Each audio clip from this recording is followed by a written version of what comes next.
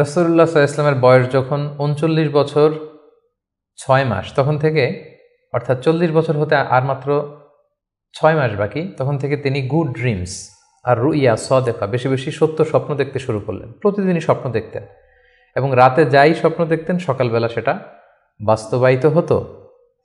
ফলে তিনি স্বপ্নে রাতে যা দেখতেন সকালবেলা বাস্তবে সেটা সমাজে তিনি দেখতে পেতেন। এভাবে একাকী তিনি খাবার নিয়ে, পাথেয় নিয়ে সেই ৬৩২ মিটার উঁচু মাক্কাতুল মুকাররমায় গারে হেরাতে, হেরা পাহাড়ে তিনি চলে যেতেন, ধ্যানমগ্ন থাকতেন এবং মহাসত্যের সন্ধান করতেন।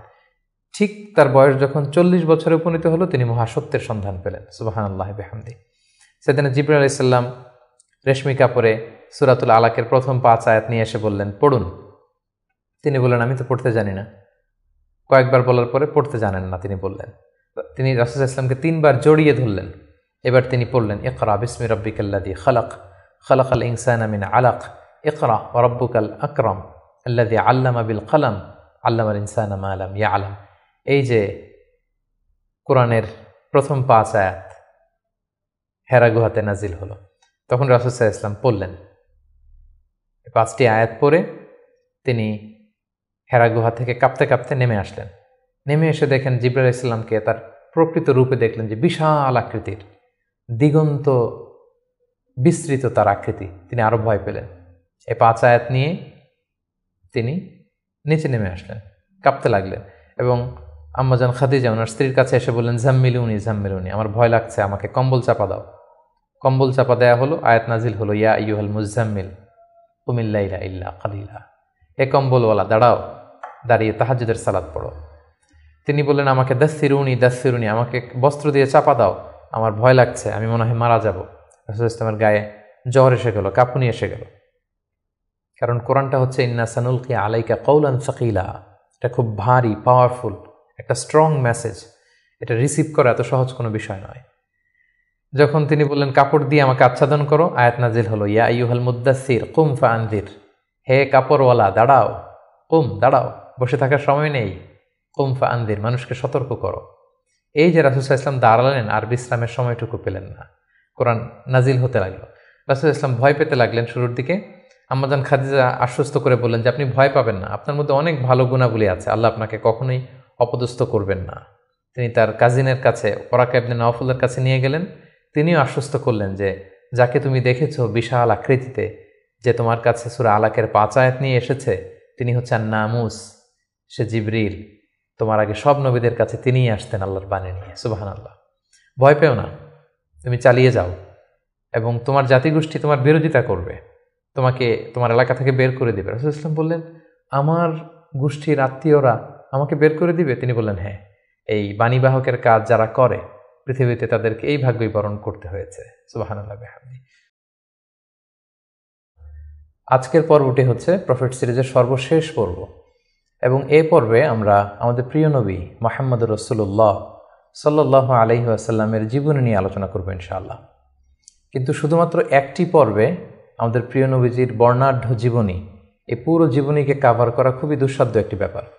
তারপরেও আমরা চেষ্টা করব খুব সংক্ষিপ্ত পরিসরে, খুব প্রেসাইজলি তার জীবনের গুরুত্বপূর্ণ যে লাইফ ইভেন্টসগুলো আছে, ঘটনাগুলো আছে, সেগুলো খুব সংক্ষিপ্ত পরিসরে বর্ণনা করবার।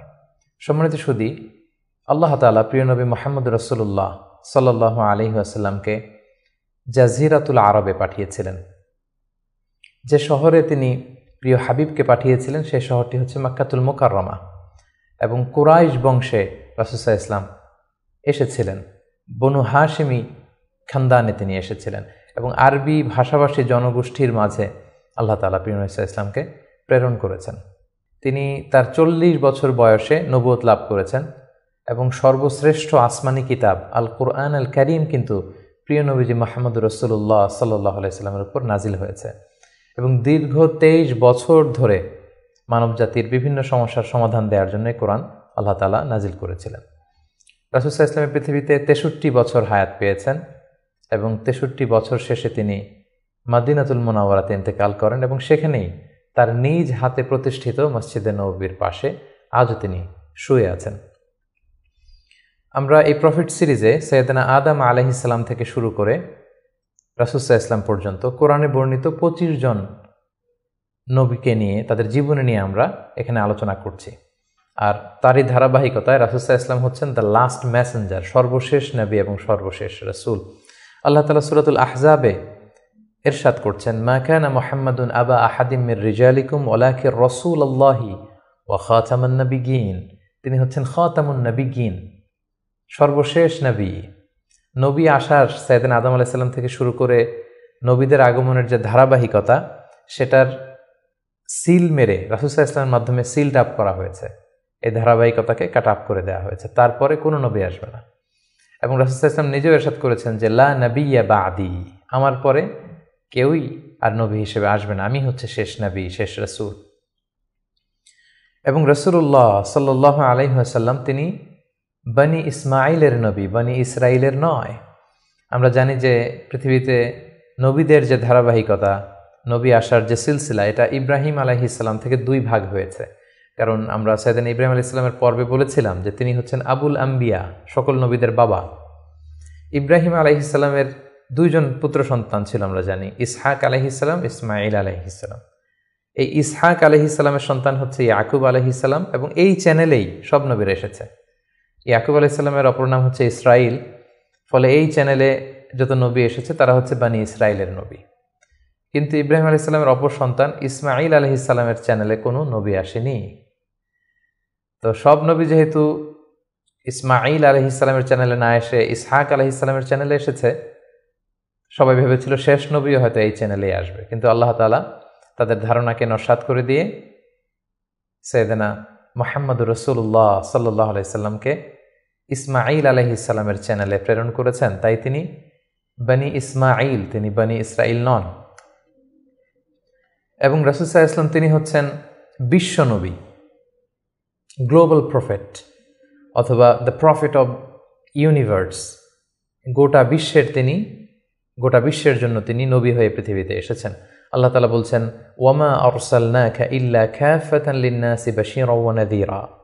অর্থাৎ হে নবী, আমি আপনাকে গোটা বিশ্ববাসীর জন্য, পুরো মানব মণ্ডলীর জন্য আপনাকে আমি সুসংবাদ দানকারী এবং ভীতি প্রদর্শনকারী হিসেবে প্রেরণ করেছি। এবং সহিহ বুখারীর বর্ণনায় আল্লাহর হাবিব সাল্লাল্লাহু আলাইহি ওয়াসাল্লাম ফরমান যে আমাকে আল্লাহ তাআলা এমন 5টি নেয়ামত দিয়েছেন যেটা অন্য কোনো নবীকে দেননি। এর মধ্যে একটা হচ্ছে, অন্যান্য সকল নবীকে আল্লাহ তাআলা বিশেষ জনপদের জন্য, বিশেষ জাতিগোষ্ঠীর জন্য নবী করে প্রেরণ করেছেন, কিন্তু আমাকে আল্লাহ তাআলা গোটা মানব মণ্ডলীর জন্য প্রেরণ করেছেন। রাসূল সাল্লাল্লাহু আলাইহি ওয়াসাল্লাম বলেন, ওয়া কানা নাবিয়্যু ইউবআসু ইলা কওমিহি খাসসা। নবীদেরকে তাদের নির্দিষ্ট কওমে, জাতির কাছে নবী হিসেবে পাঠানো হয়েছে। ওয়া বুইসতু ইলান নাসি কাফা, আর আমি গোটা মানব মণ্ডলীর জন্য, বিশ্ববাসীর জন্য নবী হয়ে প্রেরিত হয়েছে। এবং রাসূলুল্লাহ সাল্লাল্লাহু আলাইহি ওয়াসাল্লামকে তিনি বলেছেন যে আমাকে শাফাআতের সুযোগ দেয়া হবে কিয়ামতের দিন, যে ভয়ঙ্করতম দিনে নবীরাও থারথার করে কাঁপতে থাকবে আল্লাহ তাআলার সামনে, একটি টু শব্দ করার সাহসটুকুন পাবে না, কোনো কথা বলার সাহস পাবে না। ঠিক সেই মুহূর্তে আল্লাহ রাসূল সাল্লাল্লাহু আলাইহি ওয়াসাল্লামকে শাফাআতের অনুমতি দেয়া হবে। সুবহানাল্লাহি ওয়া বিহামদিহি। রাসূলুল্লাহ সাল্লাল্লাহু আলাইহি ওয়াসাল্লামের অনেকগুলো নাম রয়েছে। হাদিসে এসেছে যে রাসূল সাল্লাল্লাহু আলাইহি ওয়াসাল্লামের এক নাম হচ্ছে আল মাহি, আল আকিব, আল হাশির। কিন্তু কালামুল্লাহ মাজিদে রাসূল সাল্লাল্লাহু আলাইহি ওয়াসাল্লামের 2টি নাম উল্লেখিত হয়েছে, একটি হচ্ছে মুহাম্মদ আর একটা আহমদ। আল্লাহ তাআলা বলছেন, ওমা মুহাম্মাদুন ইল্লা রাসূল ক্বাদ খালাত মিন ক্বাবলিহির রুসুল। মুহাম্মদ তো একজন নবী, আর তার আগে অনেক নবী পৃথিবীতে এসেছিলেন, তারা আবার বিদায় নিয়েছেন। তাহলে মুহাম্মদ নামটি পেলাম। মুহাম্মদ নাম ছাড়াও তার আরেকটি নাম কোরআনে উল্লেখিত হয়েছে, সেটা হচ্ছে আহমদ। সাইয়েদনা ঈসা আলাইহিস সালামের ভাষায়, ইয়াতি মিন বাদি ইসমুহু আহমদ। তিনি বলেছিলেন যে আমার পরে একজন নবী আসবে, তার নাম হবে আহমদ। তাহলে কোরআনে রাসূল সাল্লাল্লাহু আলাইহি ওয়াসাল্লামের 2টি নাম পাওয়া যায়, একটা মুহাম্মদ, একটা আহমদ। এবং রাসূল সাল্লাল্লাহু আলাইহি ওয়াসাল্লামকে আল্লাহ তাআলা আমাদের জন্য মডেল বানিয়ে পাঠিয়েছেন। সব ক্ষেত্রে তিনি আমাদের model, the best standard of character. আল্লাহ তাআলা ইরশাদ করছেন, ওয়া ইন্নাকা লা আলা খুলুকিন আযীম। নবী হে, আপনি সুমহান চরিত্রের উপর প্রতিষ্ঠিত। আপনার চরিত্র হচ্ছে অনুকরণীয় চরিত্র। গোটা বিশ্ববাসী আপনার চরিত্র থেকে শিখবে, জানবে, আলোকিত হবে। এবং রাসূল সাল্লাল্লাহু আলাইহি ওয়াসাল্লাম হচ্ছে the best example to follow. এই পৃথিবীতে যার ফলোয়ার হওয়া যায়, যাকে অনুসরণ করা যায়, যাকে অনুকরণ করা যায়, তার মধ্যে শ্রেষ্ঠতম হচ্ছে আমাদের পেয়ারা হাবিব মুহাম্মদ রাসূলুল্লাহ সাল্লাল্লাহু আলাইহি ওয়াসাল্লাম। আল্লাহ তাআলা ইরশাদ করছেন, লাকাদ কানা লাকুম ফি রাসূলিল্লাহি উসওয়াতুন হাসানা, অর্থাৎ তোমাদের রাসূলের মধ্যেই রয়েছে তোমাদের জন্য সর্বোত্তম আদর্শ। আমরা যেন তাকে আমাদের জীবনের মডেল, আমাদের জীবনের আইকন, আমাদের জীবনের আদর্শ হিসেবে গ্রহণ করি। এজন্য আল্লাহ তাআলা রাসূল সাল্লাল্লাহু আলাইহি ওয়াসাল্লামকে আমাদের জন্য উসওয়াতুন হাসানা, অনুকরণীয় উত্তম আদর্শ হিসেবে তিনি রাসূল সাল্লাল্লাহু আলাইহি ওয়াসাল্লামকে আমাদের কাছে প্রেরণ করেছেন।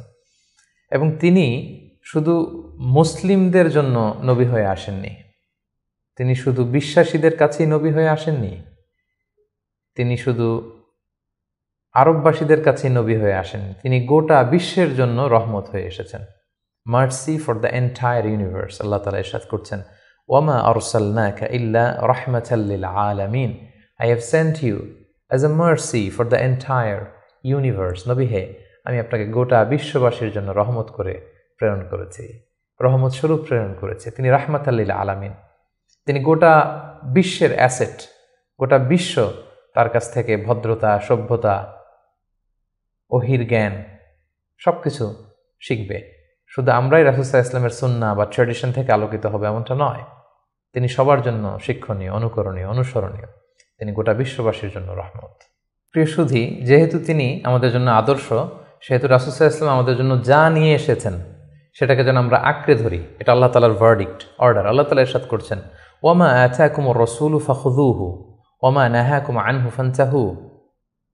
রাসূল সাল্লাল্লাহু আলাইহি ওয়াসাল্লাম তোমাদের জন্য যা নিয়ে এসেছেন সেটাকে ধরো, সেটাকে গ্রহণ করো, সেটাকে মানো। আর যেটা থেকে রাসূল সাল্লাল্লাহু আলাইহি ওয়াসাল্লাম তোমাদেরকে বারণ করেছেন সেটা থেকে তোমরা দূরে থাকো। এবং আমরা যদি আল্লাহ তাআলার ভালোবাসা পেতে চাই, সেক্ষেত্রে আল্লাহ তাআলা শর্ত জুড়ে দিয়েছেন যে আমার ভালোবাসা যদি পেতে চাও আমার নবীর অনুসরণ করো। আল্লাহ তাআলা বলছেন, কুল ইন কুনতুম তুহিব্বুনাল্লাহা ফাত্তাবিউনি ইউহিব্বুকুমুল্লাহ।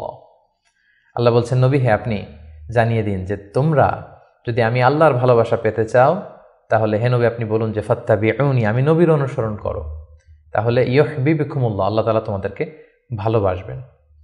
তো রাসূল সাল্লাল্লাহু আলাইহি ওয়াসাল্লামের ফলোয়ার হিসেবে, রাসূলুল্লাহ সাল্লাল্লাহু আলাইহি ওয়াসাল্লামের উম্মত হিসেবে আমাদের দায়িত্ব হচ্ছে রাসূল সাল্লাল্লাহু আলাইহি ওয়াসাল্লাম আমাদের জন্য যে শিক্ষা নিয়ে এসেছেন, যে হেদায়েত নিয়ে এসেছেন, যে আলোকবর্তিকা নিয়ে এসেছেন, কোরআন নিয়ে এসেছেন, এটা শিক্ষা যেন আমরা আমাদের ব্যক্তি জীবনে, সমাজ জীবনে, রাষ্ট্রীয় জীবনে যেন আমরা বাস্তবায়ন করি, এটা যেন আমরা আমাদের জীবনে ইমপ্লিমেন্ট করি।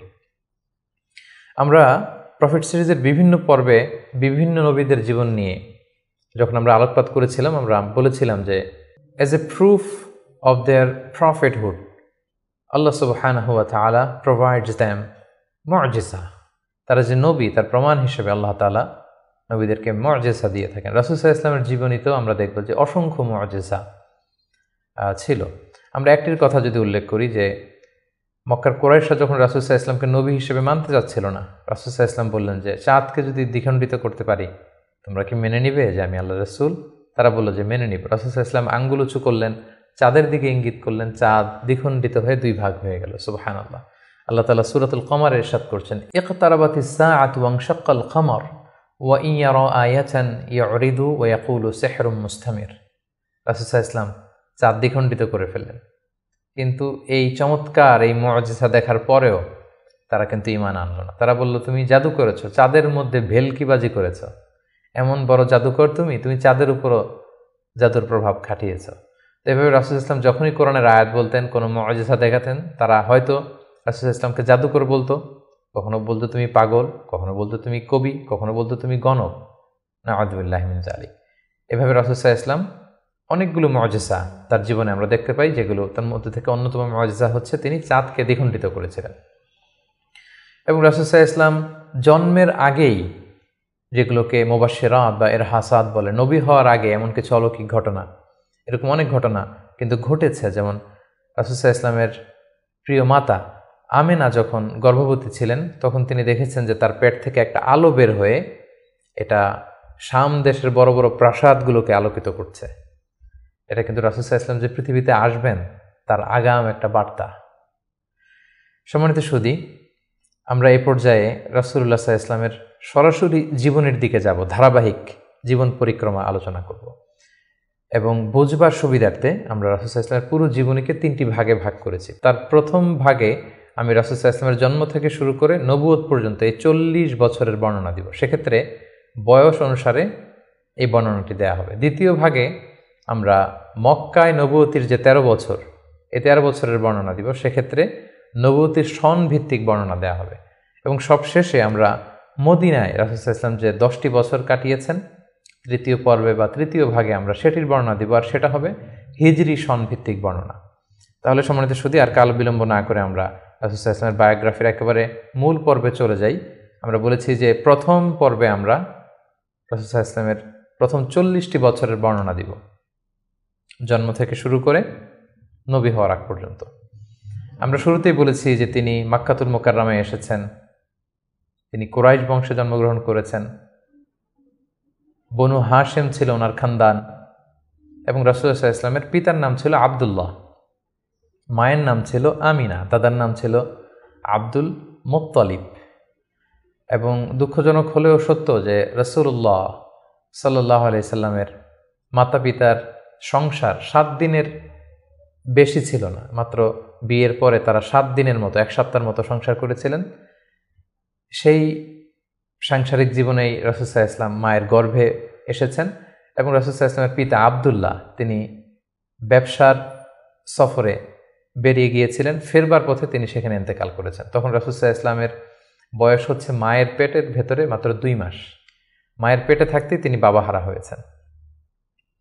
এবং তিনি জন্মগ্রহণ করেছেন যে বছরে, সেটাকে ঐতিহাসিকরা বলেছেন আমুল ফিল, অর্থাৎ আব্রাহার হস্তি বাহিনী যে বছর কাবা ধ্বংস করতে এসেছিলেন, ঠিক সেই বছর রবিউল আউয়াল মাসের 12 তারিখে সোমবার তিনি ওনার মা আমিনার কুলকে উজালা করে এই পৃথিবীতে এসেছেন, শুভাগমন করেছেন। এবং রাসূল সাল্লাল্লাহু আলাইহি ওয়াসাল্লামের আগমন এটা আমাদের জন্য আনন্দের, উচ্ছ্বাসের, ভালোবাসার। তিনি সর্বশেষ নবী, সর্বশেষ রাসূল হয়ে পৃথিবীতে আগমন করেছেন। রাসূলুল্লাহ সাল্লাল্লাহু আলাইহি ওয়াসাল্লাম সোমবার দিন জন্মগ্রহণ করেছেন, এটা নিয়ে ঐতিহাসিকদের মধ্যে কোনো মতভেদ নেই। কিন্তু তিনি কি রবিউল আউয়াল মাসের 12 তারিখে জন্মগ্রহণ করেছেন নাকি 2 তারিখে না 8 তারিখে, এই দিনগুলো নিয়ে ঐতিহাসিকরা মতভেদ করেছেন। তবে মাশহুর বা সবচেয়ে প্রসিদ্ধ মতামত হচ্ছে তিনি রবিউল আউয়াল মাসের 12 তারিখে জন্মগ্রহণ করেছেন আলাইহিস সালাতু ওয়াসসালাম। এবং রাসূলুল্লাহ সাল্লাল্লাহু আলাইহি ওয়াসাল্লামের এই জন্মের সালটাকে যদি আমরা খ্রিস্টাব্দ দিয়ে কনভার্ট করি, তাহলে সেটা ছিল 571 খ্রিস্টাব্দ। এবং আমরা জানি যে তৎকালীন সময়ে সম্ভ্রান্ত ফ্যামিলির লোকেরা তাদের সন্তানদেরকে ব্রেস্ট ফিডিং উইমেনদের কাছে দিয়ে দিত, দুধমা, তারা এসে তাদেরকে নিয়ে যেত। এবং রাসূল সাল্লাল্লাহু আলাইহি ওয়াসাল্লামকে হালিমাতুস সাদিয়া নামে একজন নারী, যিনি তায়েফ থেকে আরও 70 কিলো দূরে বনু সাদ এলাকা থেকে এসে তারা রাসূল সাল্লাল্লাহু আলাইহি ওয়াসাল্লামকে রাসূল সাল্লাল্লাহু আলাইহি ওয়াসাল্লামের দাদা আব্দুল মুত্তালিবের কাছ থেকে নিয়ে গিয়েছিল দুধ খাওয়ানোর জন্য। এবং সেটা তারা করতো এ কারণে যে যেহেতু মক্কা শহর, এখানে অনেক ব্যবসায়ীরা আসে, অনেক লোক আসে, এখানে আরবি ভাষার অনেক আঞ্চলিকতার একটা মিক্স আপ হয়ে গিয়েছিল। তাই বেদুইন এলাকাতে, একেবারে মরুদ্যান, মরুভূমি আছে, এরকম এলাকাতে যেই ট্রাইবস বা কবিলাগুলো আছে, সেখানে যদি ছেলেমেয়েরা বড় হয়, তাদের যেমনি স্বাস্থ্য ভালো থাকে, তাদের ভাষাটা যেমনি পিওর হয়, আরবি মুবিন, সুস্পষ্ট আরবি ভাষায় তারা কথা বলতে পারে। সো সম্ভ্রান্ত এবং ট্রেডিশনাল ফ্যামিলির লোকজন এটাই করত। তার ধারাবাহিকতায় রাসূল সাল্লাল্লাহু আলাইহি ওয়াসাল্লামকে বনু সাদ গোত্র থেকে এসে হালিমাতুস সাদিয়া বনু সাদ গোষ্ঠীর কাছে নিয়ে গেল, যে তাকে লালন পালন করবে, কয়েক বছর দুধ খাওয়াবে। এটা ঘটেছিল তার জন্মের পরপরই। এবং রাসূল সাল্লাল্লাহু আলাইহি ওয়াসাল্লামের বয়স যখন 2, তখন অল্প কিছু দিনের জন্য হালিমাতুস সাদিয়া সেই বনু সাদ থেকে আবার মক্কায় নিয়ে এসেছিল, যাতে রাসূল সাল্লাল্লাহু আলাইহি ওয়াসাল্লামের মা আমিনা কিছুদিনের জন্য ছেলের সঙ্গ পান। কিছুদিন যখন আমিনা সঙ্গ পেল, তারপর আবার তাকে বনু সাদে নিয়ে যাওয়া হলো। এবং রাসূলুল্লাহ সাল্লাল্লাহু আলাইহি ওয়াসাল্লাম হালিমাতুস সাদিয়ার দুগ্ধপান করতে লাগলেন। হালিমাতুস সাদিয়ার সন্তানদের সাথে মরুদ্যান, মরুভূমির সেই বেদুইন পরিবেশে বেড়ে উঠতে লাগলেন। সেখানকার যে পিওর ল্যাঙ্গুয়েজ আছে, আরবি ভাষা শিখতে লাগলেন। এবং রাসূল সাল্লাল্লাহু আলাইহি ওয়াসাল্লামের বয়স যখন 4, তখন তার প্রথম শাক্কে সাদর হয়েছে, যেটাকে সিনা চাক বলে, ওপেন হার্ট সার্জারি। রাসূল সাল্লাল্লাহু আলাইহি ওয়াসাল্লামের জীবনে মোট 3 বার এটা ঘটেছিল। বয়স যখন 4 তখন একবার, ওহী নাজিলের সময় একবার, মেরাজ যখন তিনি গিয়েছিলেন তখন একবার। রাসূল সাল্লাল্লাহু আলাইহি ওয়াসাল্লাম মরুভূমিতে বনু সাদ গোষ্ঠীর ছোট ছেলেদের সাথে খেলাধুলা করছিলেন। হঠাৎ জিবরাইল আলাইহিস সালাম এসে রাসূল সাল্লাল্লাহু আলাইহি ওয়াসাল্লামকে এক পাশে নিয়ে গলা থেকে শুরু করে নাভি পর্যন্ত ছিঁড়ে রাসূল সাল্লাল্লাহু আলাইহি ওয়াসাল্লামের হৃদয়টাকে বের করে জামজামের পানি দিয়ে ধৌত করে আবার ভেতরে ঢুকিয়ে দিলেন, এই জায়গাটাকে আবার মিলিয়ে ফেললেন, যেটা আধুনিক সময়ে আমরা এটাকে ওপেন হার্ট সার্জারি বলি। এই দৃশ্য হালিমাতুস সাদিয়ার ছেলেমেয়েরা দেখে ভয়ে দৌড়াতে লাগলো, মায়ের কাছে যেয়ে বলল আমাদের কোরাইশি ভাই বোধহয় মারা গিয়েছে। হালিমাতুস সাদিয়া বিচলিত হয়ে আসলেন, দেখলেন যে না, মারা যায়নি, মোহাম্মদ, শিশু মোহাম্মদ, তিনি বিচলিত অবস্থায় আছেন। তারা ভয় পেয়ে গেলেন এবং ভাবলেন যে না, এই ছেলের যদি কিছু হয়ে যায় তাহলে তো এর দায়ভার আমার উপর আসবে, আমরা দিয়ে আসবো মোহাম্মদকে। রাসূল সাল্লাল্লাহু আলাইহি ওয়াসাল্লামের বয়স যখন 5, তখন হালিমাতুস সাদিয়া রাসূল সাল্লাল্লাহু আলাইহি ওয়াসাল্লামকে নিয়ে, ছোট্ট মোহাম্মদ সাল্লাল্লাহু আলাইহি ওয়াসাল্লামকে নিয়ে তার মায়ের কাছে দিয়ে আসলেন। যেহেতু 5 বছর বয়সে এখন তিনি সুস্পষ্ট আরবিতে কথা বলতে পারেন এবং দুধ খাওয়ানো তো সেই 2 বছর বয়সেই শেষ। তিনি মরুভূমির সুন্দর প্রকৃতিতে সুঠাম দেহ নিয়ে বড় হচ্ছেন, সুন্দর আরবি ভাষায় কথা বলতে পারেন। 5 বছর বয়সে মায়ের কাছে ফিরিয়ে দেয়া হলো। এবং রাসূল সাল্লাল্লাহু আলাইহি ওয়াসাল্লামের আম্মা আমিনা, তিনি প্রতি বছর রাসূল সাল্লাল্লাহু আলাইহি ওয়াসাল্লামের বাবার কবর জিয়ারত করতে ইয়াসরিবে যেতেন, যেটা পরবর্তীতে মদিনা নামকরণ হবে, আমরা শুনব সেই ঘটনা। প্রতি বছর যেহেতু তিনি যান, রাসূল সাল্লাল্লাহু আলাইহি ওয়াসাল্লামকে যখন নিয়ে আসা হলো, তার পরের বছর তিনি রাসূল সাল্লাল্লাহু আলাইহি ওয়াসাল্লামকে নিয়ে রাসূল সাল্লাল্লাহু আলাইহি ওয়াসাল্লামের বাবার কবর জিয়ারত করতে গেলেন। রাসূল সাল্লাল্লাহু আলাইহি ওয়াসাল্লামের বয়স তখন 6 বছরের ছোট্ট বালক। জিয়ারত করলেন, জিয়ারত করে ফিরে আসার পথে রাসূল সাল্লাল্লাহু আলাইহি ওয়াসাল্লামের মাতা আমিনা তিনি মারা গেলেন মক্কা মদিনার মাঝখানে আবওয়া নামক জায়গায়। আল্লাহু আকবার। বয়স যখন মায়ের পেটে 2 মাস, বাবা হারা হলেন, পিতৃহারা। বয়স যখন মাত্র 6, মাতৃহারা, এখন কমপ্লিট ইয়াতিম মুহাম্মদ সাল্লাল্লাহু আলাইহি ওয়াসাল্লাম, বাবা মা হারা। তখন সাথে উম্মে আইমান নামে একজন দাসী ছিল, যিনি রাসূল সাল্লাল্লাহু আলাইহি ওয়াসাল্লামকে খুব ভালোবাসতেন, মায়ের কষ্ট বুঝতে দেননি।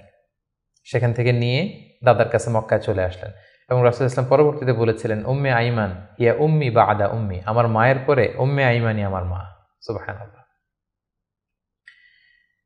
মক্কাতে যখন নিয়ে আসা হলো রাসূল সাল্লাল্লাহু আলাইহি ওয়াসাল্লামকে, শিশু মুহাম্মদকে, তখন তার দাদা আব্দুল মুত্তালিব তার দেখভালের দায়িত্ব নিলেন। কিন্তু অবাক করা কাণ্ড হচ্ছে, রাসূল সাল্লাল্লাহু আলাইহি ওয়াসাল্লাম যখন মাত্র 8 বছর বয়সে উপনীত হলেন, তার দাদাও ইন্তেকাল করলেন। এবার মাও নেই, বাবাও নেই, দাদাও নেই।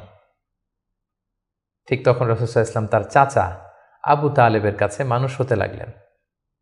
রাসূল সাল্লাল্লাহু আলাইহি ওয়াসাল্লাম তার বয়স যখন 12, তখন তার চাচা আবু তালেব রাসূল সাল্লাল্লাহু আলাইহি ওয়াসাল্লামকে নিয়ে ব্যবসার কাজে শাম দেশের দিকে রওনা হয়েছিলেন। আমরা সেখানে বুহাইরা আর রাহেব, যে খ্রিস্টান পাদ্রী, তার গুরু পাদ্রীর কাছে শুনেছিলেন যে শেষ জামানার নবী তার শৈশব বয়সে বা কৈশোর বয়সে এই মরুভূমির পাশ দিয়ে যাবে। এটা শোনার পর থেকে বুহাইরা বছরের পর বছর এখানে ধ্যানমগ্ন থাকতো এবং অপেক্ষা করত। লম্বা ঘটনা। সম্মানিত শুধু আমরা বলে রাখি যে আমরা কোনো ঘটনাতেই লম্বা চূড়া ঢুকে যাব না, আমরা শুধু কখন কি ইনসিডেন্ট হয়েছিল সেটা একটু করে আপনাদের সাথে শেয়ার করবার চেষ্টা করব। বুহাইরা আর রাহেব তার চাচা আবু তালেবকে বলল, এই ছেলে মুহাম্মদ নবী হবে, তার ভবিষ্যৎ অনেক উজ্জ্বল, ইহুদিরা যাতে জানতে না পারে, তুমি ফিরে যাও। এই ঘটনাটা তার বয়স যখন 12 তখন ঘটেছিল। রাসূল সাল্লাল্লাহু আলাইহি ওয়াসাল্লামের বয়স যখন 13, তখন থেকে তিনি মক্কার লোকদের ছাগল চড়াতে শুরু করলেন, মেষ পালক হিসেবে ক্যারিয়ার শুরু করলেন। অল্প কিছু পারিশ্রমিকের বিনিময়ে তিনি এটা করতেন। এটা শুধু রাসূল সাল্লাল্লাহু আলাইহি ওয়াসাল্লামের জীবনীতেই নয়, সমস্ত আম্বিয়া আলাইহিস সালামের জীবনীতে এটা ঘটেছে। সেই বুখারীর বর্ণনা, প্রিয়নবী বলেন, মা বা'আসাল্লাহু নাবিয়্যান ইল্লা রাআল গানাম, এই পৃথিবীতে আল্লাহ এমন কোনো নবী পাঠাননি যাদেরকে দিয়ে আল্লাহ মেষ চড়াননি। সুবহানাল্লাহ। রাসূল সাল্লাল্লাহু আলাইহি ওয়াসাল্লাম এটা শুরু করেছিলেন। রাসূল সাল্লাল্লাহু আলাইহি ওয়াসাল্লামের বয়স যখন 20, তখন তিনি তরুণ যুবক। ওই বয়সে তিনি হিলফুল ফুজুল সংগঠন করেছিলেন, আরবিতে যেটাকে বলা হয় হালাফুল ফুদুল বা হালাফুল মুত্তাইয়িবিন, যুব সংগঠন করেছিলেন। এটার উদ্দেশ্য কী ছিল? যাতে মক্কাতে কেউ মাজলুম না হয়। এক লোক তার পণ্য বিক্রি করেছে, মক্কার এক সম্ভ্রান্ত লোক পণ্য কিনে টাকা দিতে চায়নি। সে পাহাড়ে উঠে চিৎকার করে বলল, মক্কায় কি এমন ন্যায়পরায়ণ কেউ নেই যে আমার টাকাটা উদ্ধার করে দিতে পারে? রাসূল সাল্লাল্লাহু আলাইহি ওয়াসাল্লাম এই দৃশ্য দেখে কষ্ট পেলেন। তিনি প্রায় এরকম দৃশ্য দেখতেন যে জালিমরা অসহায় গরিব লোকদেরকে মক্কায় এভাবে ঠকাচ্ছে। তিনি তার চাচা জুবাইর ইবনে আব্দুল মুত্তালিব সহ ওনাদের সমবয়স্ক ইয়াংদেরকে নিয়ে একটা সোসাইটি করলেন। এই সোসাইটির নাম তারা দিলেন হালাফুল ফুদুল, যেটা বাংলায় আমরা হিলফুল ফুজুল বলি, এবং তারা এই সংগঠনের নাম দিয়েছিলেন হালাফুল মুত্তাইয়িবিন বেসিকলি। তারা আরব দেশের ট্রেডিশন ছিল, তারা যখন সংঘবদ্ধ হতো তারা এক গামলা রঙের ভেতরে হাত ঢুকিয়ে দিয়ে তারা পাথরের মধ্যে হাতের ছাপ দিত। সবাই এভাবে হাতের ছাপ দিয়ে তারা প্রমাণ দিত যে আমরা ঐক্যবদ্ধ, সংঘবদ্ধ আছি।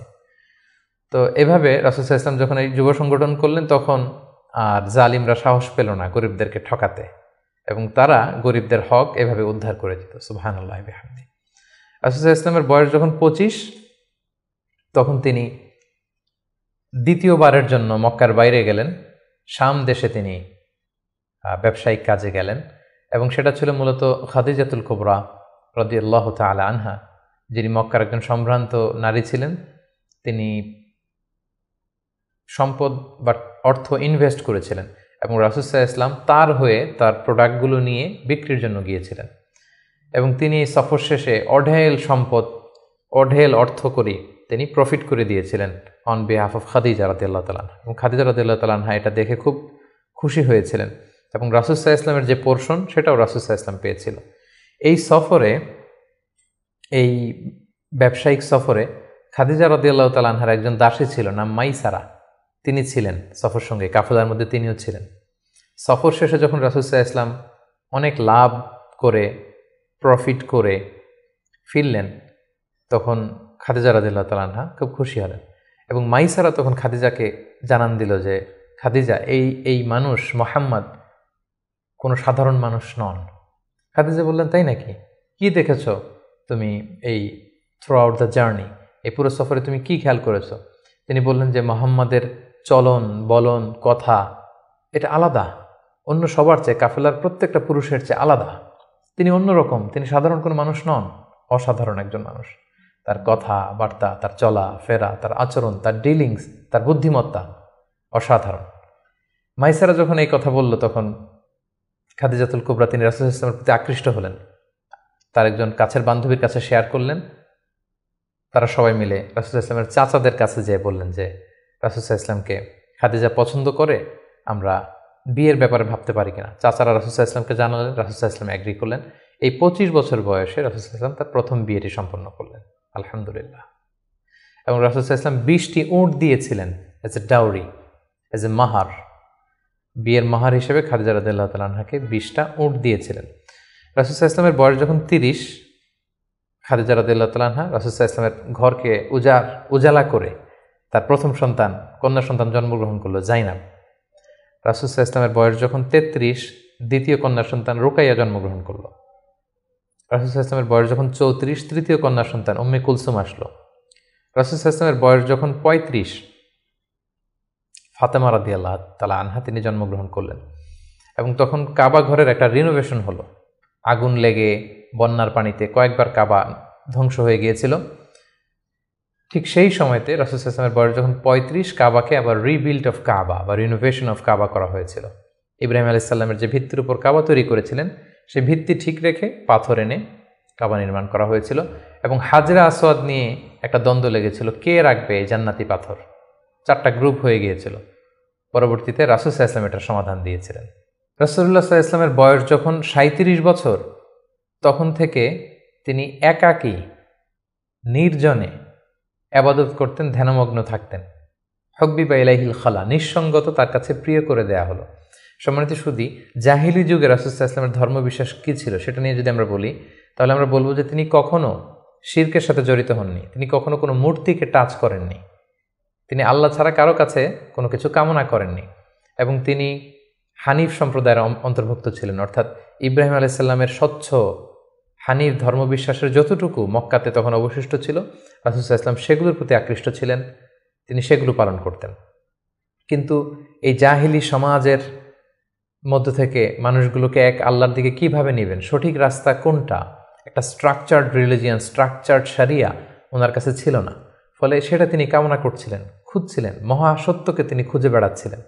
এজন্য ওনার বয়স যখন 37 ইয়ার্স ওল্ড, তখন হুব্বিবা ইলাইহিল খালা, নিঃসঙ্গতা, একাকী ধ্যান করা, এই মহাবিশ্ব নিয়ে গবেষণা করা, এই মহাবিশ্বের স্রষ্টা কে, কীভাবে আরও তার সান্নিধ্য পাওয়া যায়, সেটা নিয়ে তিনি চিন্তা গবেষণা করছিলেন। এবং ঠিক সেই মুহূর্তে তিনি হেরা গুহাতে যেতেন, এবং এটা চলেছিল তার বয়স যখন 37 থেকে শুরু করে 39 বছর 6 মাস পর্যন্ত এই ধ্যান তিনি করতেন। খাবার নিয়ে হেরা গুহাতে যেতেন, সেখানে ধ্যানমগ্ন তিনি থাকতেন এবং তিনি স্রষ্টার সান্নিধ্য পাওয়ার চেষ্টা করতেন। সত্য, মহাসত্যকে তিনি অর্জনের জন্য চেষ্টা করতেন। রাসূলুল্লাহ সাল্লাল্লাহু আলাইহি ওয়াসাল্লামের বয়স যখন 39 বছর 6 মাস, তখন থেকে, অর্থাৎ 40 বছর হতে আর মাত্র 6 মাস বাকি, তখন থেকে তিনি গুড ড্রিমস আর রুইয়া সাদেকা, বেশি বেশি সত্য স্বপ্ন দেখতে শুরু করলেন। প্রতিদিনই স্বপ্ন দেখতেন এবং রাতে যাই স্বপ্ন দেখতেন সকালবেলা সেটা বাস্তবায়িত হতো। ফলে তিনি স্বপ্নে রাতে যা দেখতেন সকালবেলা বাস্তবে সেটা সমাজে তিনি দেখতে পেতেন। এভাবে একাকী তিনি খাবার নিয়ে, পাথেয় নিয়ে সেই 632 মিটার উঁচু মাক্কাতুল মুকাররমায় গারে হেরাতে, হেরা পাহাড়ে তিনি চলে যেতেন, ধ্যানমগ্ন থাকতেন এবং মহাসত্যের সন্ধান করতেন। ঠিক তার বয়স যখন 40 বছরে উপনীত হলো, তিনি মহাসত্যের সন্ধান পেলেন। সুবহানাল্লাহি বিহামদি। সেদিন জিবরাইল আলাইহিস সালাম রেশমি কাপড়ে সূরাতুল আলাকের প্রথম 5 আয়াত নিয়ে এসে বললেন, পড়ুন। তিনি বললেন, আমি তো পড়তে জানি না। কয়েকবার বলার পরে পড়তে জানেন না তিনি বললেন। তিনি রাসূল সাল্লাল্লাহু আলাইহি ওয়াসাল্লামকে 3 বার জড়িয়ে ধরলেন। এবার তিনি পড়লেন, ইকরা বিসমি রাব্বিকাল্লাযী খালাক, খালাকাল ইনসানা মিন আলাক, ইকরা ওয়া রাব্বুকাল আকরাম আল্লাযী আল্লামা বিল কলম, আল্লামাল ইনসানা মা লাম ইয়ালাম। এই যে কোরআনের প্রথম 5 আয়াত হেরা গুহাতে নাজিল হলো, তখন রাসূল সাল্লাল্লাহু আলাইহি ওয়াসাল্লাম পড়লেন। 5টি আয়াত পড়ে তিনি হেরা গুহা থেকে কাঁপতে কাঁপতে নেমে আসলেন। নেমে এসে দেখেন জিবরাইল আলাইহিস সালামকে তার প্রকৃত রূপে দেখলেন, যে বিশাল আকৃতির, দিগন্ত বিস্তৃত তার আকৃতি। তিনি আরো ভয় পেলেন। এই 5 আয়াত নিয়ে তিনি নিচে নেমে আসলেন, কাঁপতে লাগলেন এবং আম্মাজান খাদিজা ওনার স্ত্রীর কাছে এসে বললেন, জাম্মিলুনি জাম্মিলুনি, আমার ভয় লাগছে, আমাকে কম্বল চাপা দাও। কম্বল চাপা দেয়া হলো, আয়াত নাজিল হলো, ইয়া আইয়ুহাল মুজাম্মিল কুমিল লাইলা ইল্লা কালিলা। এ কম্বলওয়ালা, দাঁড়াও, দাঁড়িয়ে তাহাজ্জুদের সালাত পড়ো। তিনি বললেন, আমাকে দাসসিরুনি দাসসিরুনি, আমাকে বস্ত্র দিয়ে চাপা দাও, আমার ভয় লাগছে, আমি মনে হয় মারা যাব। রাসূল ইসলামের গায়ে জ্বর এসে গেল, কাঁপুনি এসে গেল। কারণ কোরআনটা হচ্ছে ইন্না সানুলকি আলাইকা কওলান সাকিলা, এটা খুব ভারী, পাওয়ারফুল একটা স্ট্রং মেসেজ। এটা রিসিভ করা এত সহজ কোনো বিষয় নয়। যখন তিনি বললেন, কাপড় দিয়ে আমাকে আচ্ছাদন করো, আয়াত নাজিল হলো, ইয়া আইয়ুহাল মুদ্দাসসির কুম ফাআনদির, হে কাপড়ওয়ালা দাঁড়াও, কুম দাঁড়াও, বসে থাকার সময় নেই, কুম ফাআনদির, মানুষকে সতর্ক করো। এই যে রাসূল সাল্লাল্লাহু আলাইহি ওয়াসাল্লাম দাঁড়ালেন আর বিশ্রামের সময়টুকু পেলেন না, কোরআন নাজিল হতে লাগলো। রাসূল সাল্লাল্লাহু আলাইহি ওয়াসাল্লাম ভয় পেতে লাগলেন শুরুর দিকে। আম্মাজান খাদিজা আশ্বস্ত করে বললেন যে আপনি ভয় পাবেন না, আপনার মধ্যে অনেক ভালো গুণাবলী আছে, আল্লাহ আপনাকে কখনোই অপদস্থ করবেন না। তিনি তার কাজিনের কাছে, ওরাকা ইবনে নওফলের কাছে নিয়ে গেলেন। তিনিও আশ্বস্ত করলেন যে যাকে তুমি দেখেছো বিশাল আকৃতিতে, যে তোমার কাছে সূরা আলাকের 5 আয়াত নিয়ে এসেছে, তিনি হচ্ছেন নামুস, সে জিবরিল। তোমার আগে সব নবীদের কাছে তিনিই আসতেন আল্লাহর বাণী নিয়ে। সুবহানাল্লাহ। ভয় পেও না, তুমি চালিয়ে যাও এবং তোমার জাতিগোষ্ঠী তোমার বিরোধিতা করবে, তোমাকে তোমার এলাকা থেকে বের করে দিবে। রাসূল সাল্লাল্লাহু আলাইহি ওয়াসাল্লাম বললেন, আমার গোষ্ঠীর আত্মীয়রা আমাকে বের করে দিবে? তিনি বললেন, হ্যাঁ, এই বাণীবাহকের কাজ যারা করে পৃথিবীতে তাদেরকে এই ভাগ্যই বরণ করতে হয়েছে। সুবহানাল্লাহ বিহামদি। সম্মানিত শুধু এভাবে ইকরা বিসমি রাব্বিকাল্লাযী খালাক, read in the name of your Lord who has created, এই বাণী নাজিলের মধ্য দিয়ে রাসূল সাল্লাল্লাহু আলাইহি ওয়াসাল্লাম অফিশিয়ালি নবী হলেন, নবুয়ত লাভ করলেন এবং তার বয়স ছিল তখন 40 বছর। তাহলে আমরা প্রথম পর্ব শেষ করলাম, যেখানে আমরা বলেছি প্রথম পর্বে আমরা রাসূল ইসলামের জন্ম থেকে শুরু করে নবী হওয়া পর্যন্ত এই 40 বছরের বর্ণনা আমরা প্রথম পর্বে শুনলাম। এবারে আমরা দ্বিতীয় পর্বে চলে যাব। দ্বিতীয় পর্বে আমরা বর্ণনা করব নবী হওয়ার পর থেকে হিজরতের আগ পর্যন্ত মক্কায় নবুয়তের 13 বছর ওনার কেমন কেটেছে, কি কি ইনসিডেন্ট ছিল, কি কি ঘটনার মধ্যে দিয়ে, স্ট্রাগলের মধ্যে দিয়ে তিনি গিয়েছেন, সেটা আমরা এখন শুনবো ইনশাআল্লাহ। আমরা শুরুতেই বলেছিলাম যে দ্বিতীয় পর্ব আমরা আলোচনা করব নবুয়তির সন ভিত্তিক। তো নবুয়তির প্রথম বছরে রাসূল সাল্লাল্লাহু আলাইহি ওয়াসাল্লামের কাছে কোরআনের আয়াত যাই নাজিল হতো সেটা তিনি খুব প্রাইভেটলি কাছের লোকদের কাছে প্রচার করতেন, অন্যদেরকে বলতেন না। ফলে তিনি যে নবী হয়েছেন এটা ওনার কাছের লোকজন ছাড়া কেউ জানতে পারেনি। তিনি সর্বপ্রথম খাদিজা রাদিয়াল্লাহু তাআলা আনহার কাছে বলেছেন, তিনি বিশ্বাস করে ঈমান এনেছেন। তার চাচাতো ভাই ছোট্ট আলী রাদিয়াল্লাহু তাআলা আনহুর কাছে বলেছেন, আলী রাদিয়াল্লাহু তাআলা আনহু ছোটদের মধ্যে ঈমান এনেছেন। দাসদের মধ্যে থেকে প্রথম যায়েদ ইবনে হারেসা, যিনি রাসূল সাল্লাল্লাহু আলাইহি ওয়াসাল্লামের পালক পুত্রের মর্যাদায় ছিলেন, তিনি ঈমান এনেছেন। সবচাইতে কাছের ঘনিষ্ঠ বন্ধু আবু বকর রাদিয়াল্লাহু তাআলা আনহুর কাছে বলেছেন, তিনিও ঈমান এনেছেন। এবং রাসূল সাল্লাল্লাহু আলাইহি ওয়াসাল্লাম গোপনে, অর্থাৎ যেটাকে বলা হয় প্রাইভেট দাওয়া, তিনি টার্গেট ভিত্তিক কাছের ঘনিষ্ঠ আমানতদার যাকে তিনি রিলাই করতে পারেন তাদের কাছে তিনি বলতে আরম্ভ করলেন, এবং তারা গোপনে গোপনে প্রাইভেটলি রাসূল সাল্লাল্লাহু আলাইহি ওয়াসাল্লাম ডাকে সাড়া দিয়ে ঈমান আনলো, মুসলিম হতে আরম্ভ করলো। সুবহানাল্লাহ। এভাবে 3 বছর তিনি প্রাইভেট দাওয়া দিয়েছেন মক্কায়। নবুয়তির 3য় বছরে 3 বছর পর আল্লাহ তাআলা আয়াত নাযিল করলেন, ফাসদা বিমা তুমার ওয়া আ'রিদ আনিল মুশরিকিন। নবী হে, এখন আর প্রাইভেট দাওয়া নয়, এবার পাবলিক দাওয়া, পাবলিক প্রোক্লেমেশন, অর্থাৎ পাবলিকলি আপনি এবার প্রচার করুন, যাই নাজিল হয় আপনি প্রচার করুন।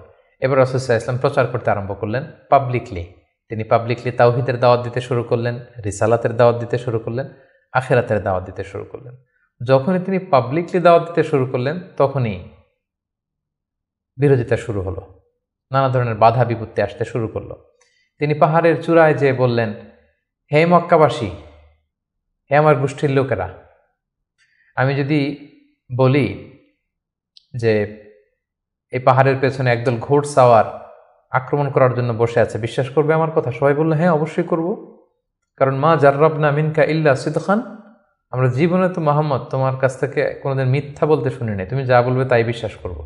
তখন রাসূল সাল্লাল্লাহু আলাইহি ওয়াসাল্লাম বললেন, তাহলে জেনে রেখো, আমাকে যদি নবী হিসেবে না মানো, আখিরাতে যদি বিশ্বাস না করো, আল্লাহকে যদি একক একমাত্র রব হিসেবে না মানো, তোমাদের জন্য কঠিন শাস্তি অপেক্ষা করছে।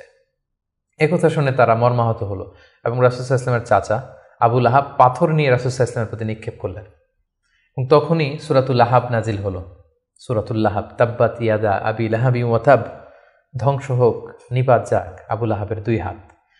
কিন্তু রাসূল সাল্লাল্লাহু আলাইহি ওয়াসাল্লাম থামলেন না, তিনি দাওয়াত দিতে লাগলেন এবং মক্কার গরিব শ্রেণীর যেই লোকেরা আছে, কর্মচারী, শ্রমজীবী, খেটে খাওয়া মানুষ, দাস, তারা রাসূল সাল্লাল্লাহু আলাইহি ওয়াসাল্লামের দাওয়াতে সাড়া দিয়ে মুসলমান হতে লাগলো, তাদের সংখ্যা বাড়তে লাগলো এবং তাদের উপর অত্যাচার আরম্ভ হয়ে গেল।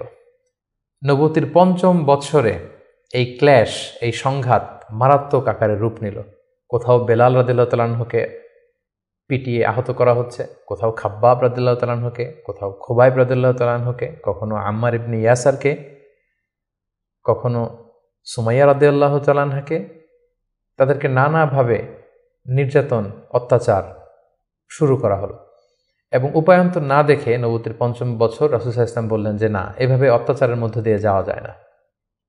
আমি শুনেছি যে নাজ্জাশীর বাদশাহ, ইথিওপিয়াতে হাবাসাতে একজন বাদশাহ আছে, ইমামুন আদিল, এ জাস্ট কিং, তার কাছে কেউ নাকি অত্যাচারিত হয় না, তোমরা সেখানে হিজরত করো। নবুয়তির 5ম বৎসর একটা বিশাল সংখ্যক মুসলিম সাহাবী তারা আবিসিনিয়াতে হিজরত করলো এবং এই বছরই পাপিষ্ঠ আবু জাহাল বর্ষার আঘাতে ইসলামের প্রথম নারী শাহিদা সুমাইয়া রাদিয়াল্লাহু তাআলা আনহাকে তিনি শহীদ করে দিয়েছিলেন, হত্যা করেছিলেন। এভাবে খুব কঠিন মুহূর্ত যখন যাচ্ছিল মুসলিমদের উপর, মুসলিমদের একটা অংশ আবিসিনিয়াতে হিজরত করলো, রাসূল সাল্লাল্লাহু আলাইহি ওয়াসাল্লাম অন্যান্যদেরকে নিয়ে কষ্ট সহ্য করেও মক্কাতে অবস্থান করলেন। ঠিক ওই মুহূর্তে একটা আশার বাণী নিয়ে আসলো আমির হামজা, রাসূল সাল্লাল্লাহু আলাইহি ওয়াসাল্লামের চাচার ইসলাম গ্রহণ এবং ওমরে ফারুকের ইসলাম গ্রহণ। সুবহানাল্লাহ বিহামদি। তারা যখন ইসলাম ধর্ম গ্রহণ করলো তখন মক্কার কুরাইশ একটা নড়ে চড়ে বসলো, কারণ তারা তখন পাবলিকলি কয়েকজন একসাথে মিলে 2টা লাইন করে মিছিল দিতে শুরু করলো, আল্লাহু আকবার, আল্লাহু আকবার, তাকবীর দিতে দিতে তারা কাবা পর্যন্ত গেল। এবং এই দৃশ্য যখন মক্কার কাফিররা দেখলো তখন তারা বলতে আরম্ভ করলো, না, এটাকে যে কোনো মূল্যে থামাতে হবে। রাসূল সাল্লাল্লাহু আলাইহি ওয়াসাল্লামকে তারা প্রপোজ করলো, তুমি নারী চাও মুহাম্মদ, তোমাকে আরব্য সুন্দরী নারী এনে দেব, তুমি সম্পদ চাও, সম্পদ দেব, ক্ষমতা চাও, ক্ষমতা দেব, কিন্তু এই নতুন যেই দাওয়াত দিচ্ছ তুমি, এটা বন্ধ করো। রাসূল সাল্লাল্লাহু আলাইহি ওয়াসাল্লাম বললেন, তোমরা যদি আমার ডান হাতে লাওয়াদাউ শামসা ফি ইয়ামিনি ওয়াল খামারা ফি ইয়াসারি, ডান হাতে যদি তোমরা সূর্য এনে দাও, বাঁ হাতে যদি আমাকে চাঁদ এনে দাও, তারপরেও এই দাওয়াত থেকে, আমার এই মিশন থেকে আমি এক চুল পরিমাণে পেছনে যাব না। এবার আবু জাহেল, উতবা, শাইবা, ওয়ালিদ ইবনে মুগীরা তারা সিদ্ধান্ত নিল, না, মোহাম্মদকে থামাতে হলে আমাদেরকে অন্য স্ট্র্যাটেজিতে যেতে হবে, তাদেরকে বয়কট করতে হবে। এবং তারা তখন প্রপোজ করলো যে আমরা বয়কট করব। আবু তালেবকে বলল, আবু তালেব, তোমার ভাতিজা তোমার শেল্টারে আমাদের সমাজে বিশৃঙ্খলা তৈরি করছে, নতুন ধর্মের দাওয়াত দিচ্ছে, হয় মোহাম্মদকে আমাদের হাতে তুলে দাও, তা না হলে বয়কট, তোমাদেরকে আমরা বয়কট করতে বাধ্য হব। আবু তালেব বললেন যে না, পিতাহারা মাতাহারা মোহাম্মদকে আমি ছোটবেলা থেকে লালন পালন করেছি, আমার ভাতিজার কোনো ক্ষতি আমি হতে দিব না। তারা বয়কটের ঘোষণা দিল। তারা বলল, আমরা সবাই মিলে এই বানু হাশিমকে বয়কট করলাম, তোমাদের সাথে আমাদের কোনো বিবাহ হবে না, কোনো অর্থনৈতিক চুক্তি হবে না, আমরা কোনো পণ্য বিক্রি করব না, তোমাদের থেকে কিনবো না, কথা বলবো না, তোমাদেরকে বয়কট। 3 বছর শিয়াবে আবি তালেবে রাসূল ইসলামের চাচা এবং মুসলিমরা এই বয়কটের মধ্যে ছিলেন। প্রথম বছর তারা ছাগল পালতো, যেহেতু ছাগল জবাই করে খেয়েছে। তারপরের বছর ছাগলের চামড়া, এবং অনেক সাহাবী ছাগলের চামড়া, গাছের ছাল খেয়ে বেহুশ হয়ে থাকতো, যেহেতু কোনো খাবার দাবারের ব্যবস্থা ছিল না। ঠিক নবুয়তের 7ম বৎসরে এই বয়কট শুরু হলো 10ম বৎসর পর্যন্ত। 3টি বছর তারা এই বয়কটের মধ্য দিয়ে গিয়েছে। এবং রাসূল সাল্লাল্লাহু আলাইহি ওয়াসাল্লাম নবুয়তের 10ম বৎসরে চাচা আবু তালেবকে বললেন যে চাচা, আল্লাহ তাআলা আমাকে জানিয়েছেন যে তারা যে বয়কটের যে ধারাগুলো লিখেছিল, যে আমাদের কাছে পণ্য বিক্রি করবে না, আমাদের সাথে বিয়ে শাদী হবে না, কথাবার্তা হবে না, এবং এই ধারাগুলো লিখে তারা একটা কাগজে এটাকে কাবা ঘরের ছাদের উপরে ঝুলিয়ে দিয়েছিল। রাসূল সাল্লাল্লাহু আলাইহি ওয়াসাল্লাম বললেন যে চাচা, আপনি তাদের কাছে যান, যে বলুন যে আল্লাহ তাআলা আমাকে জানিয়েছে উই পোকা এসে তাদের ধারার প্রতিটি কথা উই পোকা খেয়ে ফেলেছে, সেখানে শুধু আল্লাহ এই শব্দটা অবশিষ্ট আছে। আমি যদি নবী না হই তাহলে তো এটা আমার পক্ষে বলা সম্ভব না। আবু তালেব যে বললেন, শোনো, আমার ভাতিজা মোহাম্মদ বলেছে যে তোমাদের ধারার প্রতিটি কথা উই পোকা খেয়ে ফেলেছে, যেটা তোমরা কাবা ঘরে লটকে রেখেছো গত 3 বছর, যাও যেয়ে দেখো। যদি দেখো মোহাম্মদ যা জানিয়েছে এটা মিথ্যা, তাহলে মোহাম্মদকে তোমাদের হাতে তুলে দেবো, আর যদি সত্য হয় তাহলে এই বয়কট তোমরা ভেঙে দিতে হবে। তারা যে তাই দেখলো, রাসূল সাল্লাল্লাহু আলাইহি ওয়াসাল্লাম যেমনটি বলেছেন, কোনো লেখা সেই নথিপত্রে নেই, শুধু আল্লাহ নামটি ছাড়া। এটা দেখে তাদের কারো কারোর মধ্যে ভয় আসলো যে না, এতটা আমাদের আত্মীয়, এরা একই বংশের লোক, একই সমাজের লোক, এটা করা ঠিক হবে না। নবুয়তির 10ম বৎসর এই বয়কটকে তারা উঠিয়ে নিল।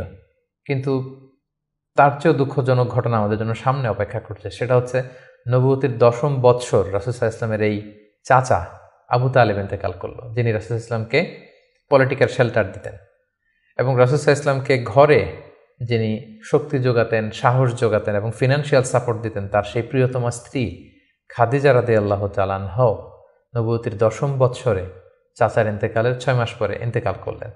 রাসূল সাল্লাল্লাহু আলাইহি ওয়াসাল্লাম তখন সাউদা বিনতে জামাআ রাদিয়াল্লাহু তাআলা আনহাকে বিয়ে করলেন। আয়েশা রাদিয়াল্লাহু তাআলা আনহার সাথে বিয়ের কন্ট্রাক্ট অর্থাৎ আকদ হলো, কিন্তু সংসার শুরু হয়নি। কিন্তু এখন তো রাসূল সাল্লাল্লাহু আলাইহি ওয়াসাল্লামকে বাঁচানোর মতো কেউ নেই, শেল্টার দেওয়ার মতো কেউ নেই। এখন তো যে কেউ রাসূল সাল্লাল্লাহু আলাইহি ওয়াসাল্লামের উপর অ্যাটাক করতে পারে। তাই রাসূল সাল্লাল্লাহু আলাইহি ওয়াসাল্লাম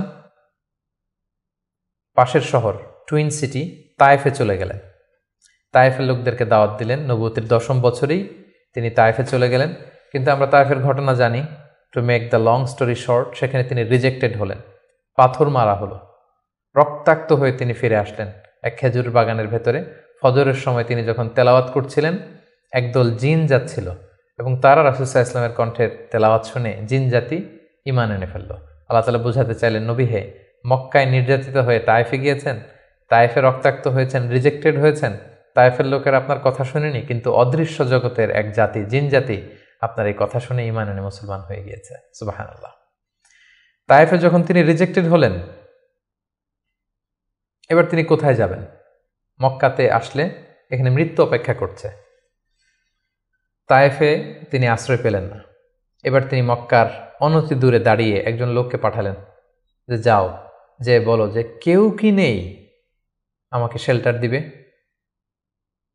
আমার তো এটা আমার শেকড়, জন্মভূমি, আমার বাবা দাদা সবাই এ এলাকার, আমার স্মৃতি, শৈশব কৈশোর সব এখানে। আমি তো তোমাদের সাথে কোনো খারাপ আচরণ কখনো করিনি, কাউকে ঠকাইনি, আমাকে থাকবার জন্য কি কেউ আশ্রয় দিবে না? কেউ তখন আবু জাহেল, উতবা, সাইবার ভয়ে রাসূল সাল্লাল্লাহু আলাইহি ওয়াসাল্লামকে আমান বা সিকিউরিটি দিতে রাজি হলো না। একজন লোক ছাড়া, তিনি হচ্ছেন মুতঈম ইবনে আদি। যদিও সে মুশরিক, কিন্তু রাসূল সাল্লাল্লাহু আলাইহি ওয়াসাল্লামকে শেল্টার বা আমান দেওয়ার জন্য রাজি হলো।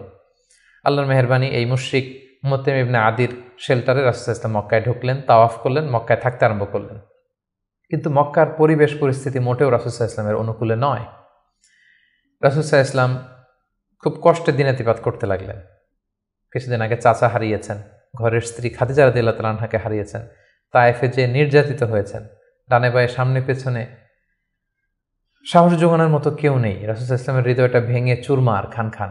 ঠিক সে মুহূর্তে নবুয়তির 11তম বৎসরে রাসূলুল্লাহ ইসলামের হৃদয়টাকে আনন্দ দিয়ে ভরে দেবার জন্য স্পেশাল মিটিংয়ে রাসূলুল্লাহ ইসলামকে ডেকে নিলেন আল্লাহ তাআলা তার আরশে।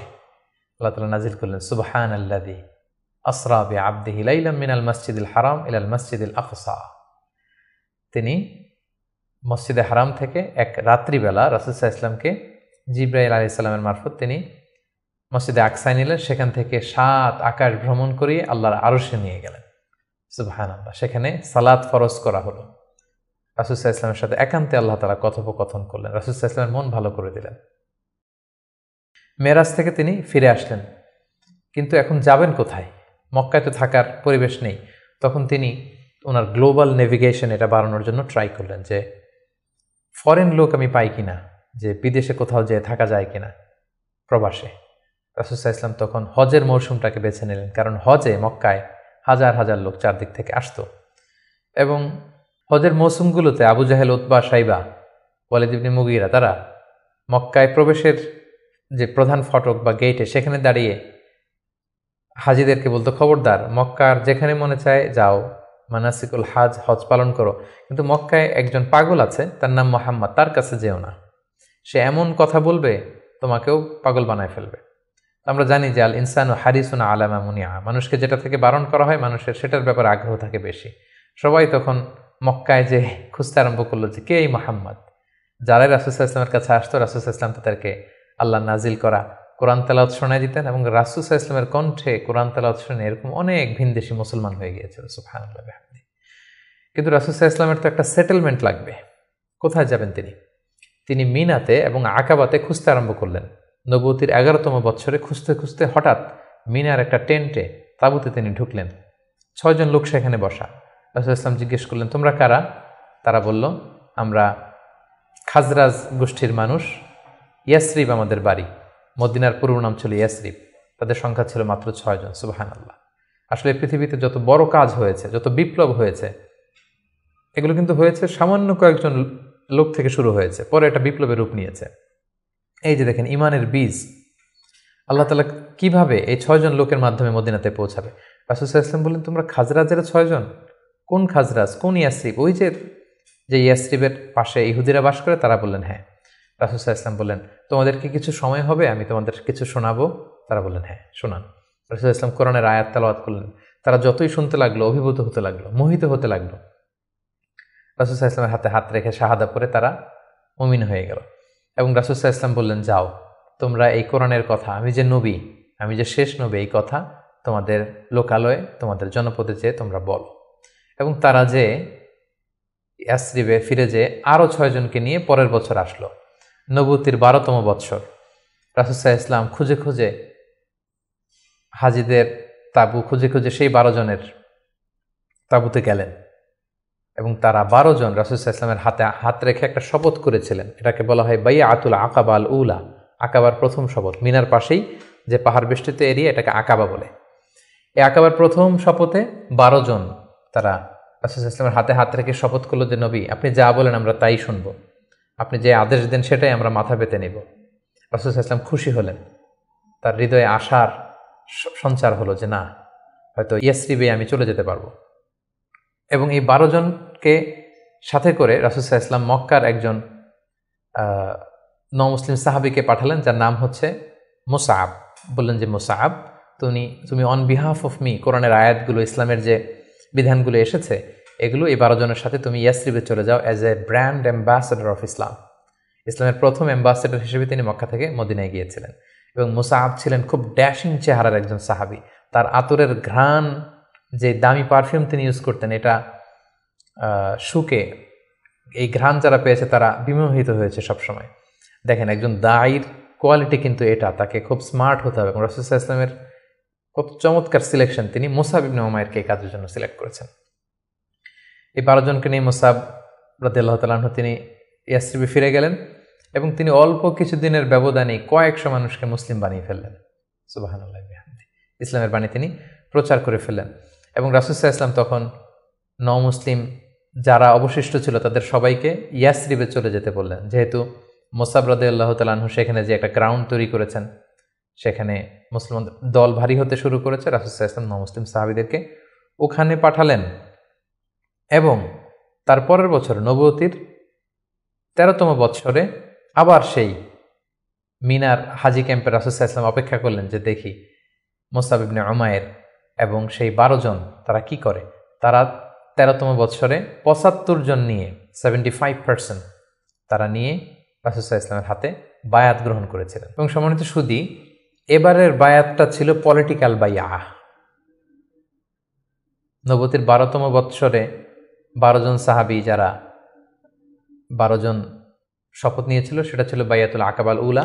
এবার 75 জন নিল পলিটিক্যাল বাইয়া, বাইয়াতুল আকাবা সানিয়া, যে শুধু আমার আনুগত্য না, আমার জীবন মানে তোমাদের জীবন, তোমাদের জীবন আমার জীবন, তোমরা তোমাদের জীবন বাঁচানোর জন্য যা করবে আমি নবীকে বাঁচানোর জন্য তাই করতে হবে। আদাম বিদ্দাম আল হাদাম আল হাদাম। তারা পলিটিক্যাল বাইয়া আনিল এবং রাসূল সাল্লাল্লাহু আলাইহি ওয়াসাল্লামকে বলল যে ইয়া রাসূলুল্লাহ, আপনার জন্য আমাদের জীবন কুরবান।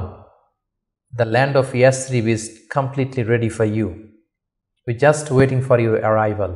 আমরা আপনার আগমনের, শুভাগমনের অপেক্ষায়, আপনি আসুন, আমরা আপনাকে সাপোর্ট দিব, আমরা সেখানে ইসলামী সাম্রাজ্য গড়ে তুলব।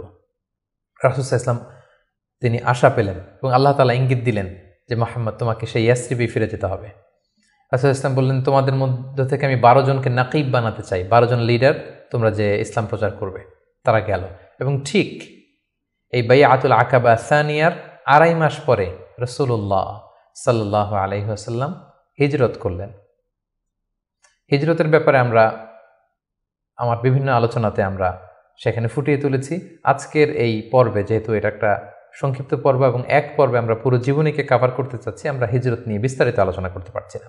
প্রিয় সুধী, এবার আমরা রাসূল সাল্লাল্লাহু আলাইহি ওয়াসাল্লামের জীবনীর তৃতীয় পর্ব বা তৃতীয় ভাগ শুরু করব, যেটা আমরা বলেছিলাম হিজরতের পর থেকে শুরু করে ইন্তেকাল পর্যন্ত।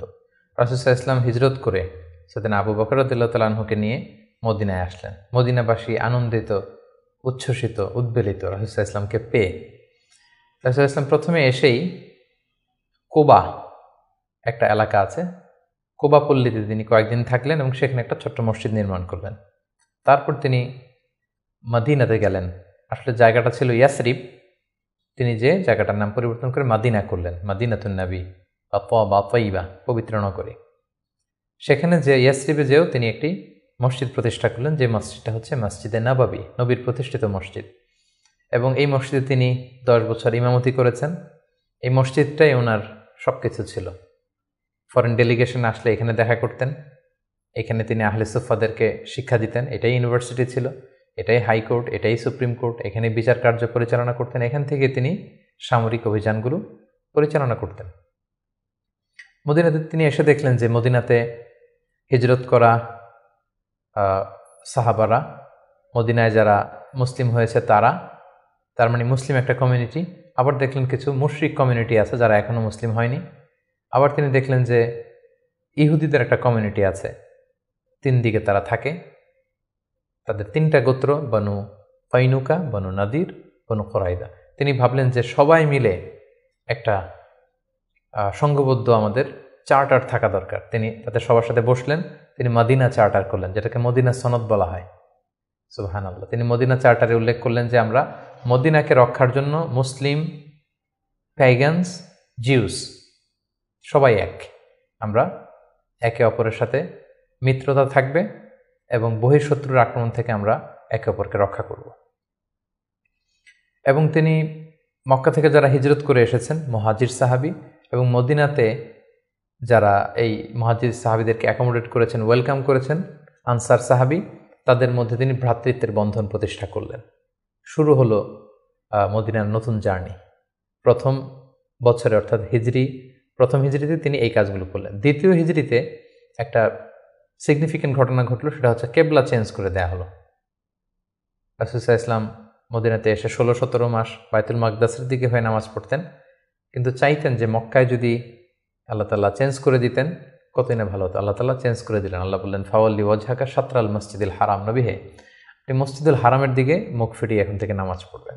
এটা দ্বিতীয় হিজরির ঘটনা। দ্বিতীয় হিজরির সবচাইতে গুরুত্বপূর্ণ ইনসিডেন্ট হচ্ছে দ্য ব্যাটল অফ বাদার, গজওয়াতুল বাদার, বদরের যুদ্ধ। কারণ কুরাইশরা তো তারা দেখলো যে না, মুহাম্মদ হাতছাড়া হয়ে গেল, সব মুসলিমরা হাতছাড়া হয়ে গেল, তাদেরকে তো সহজে ছেড়ে দেওয়া যায় না। তখন একটা যুদ্ধ হলো, বিশাল যুদ্ধ।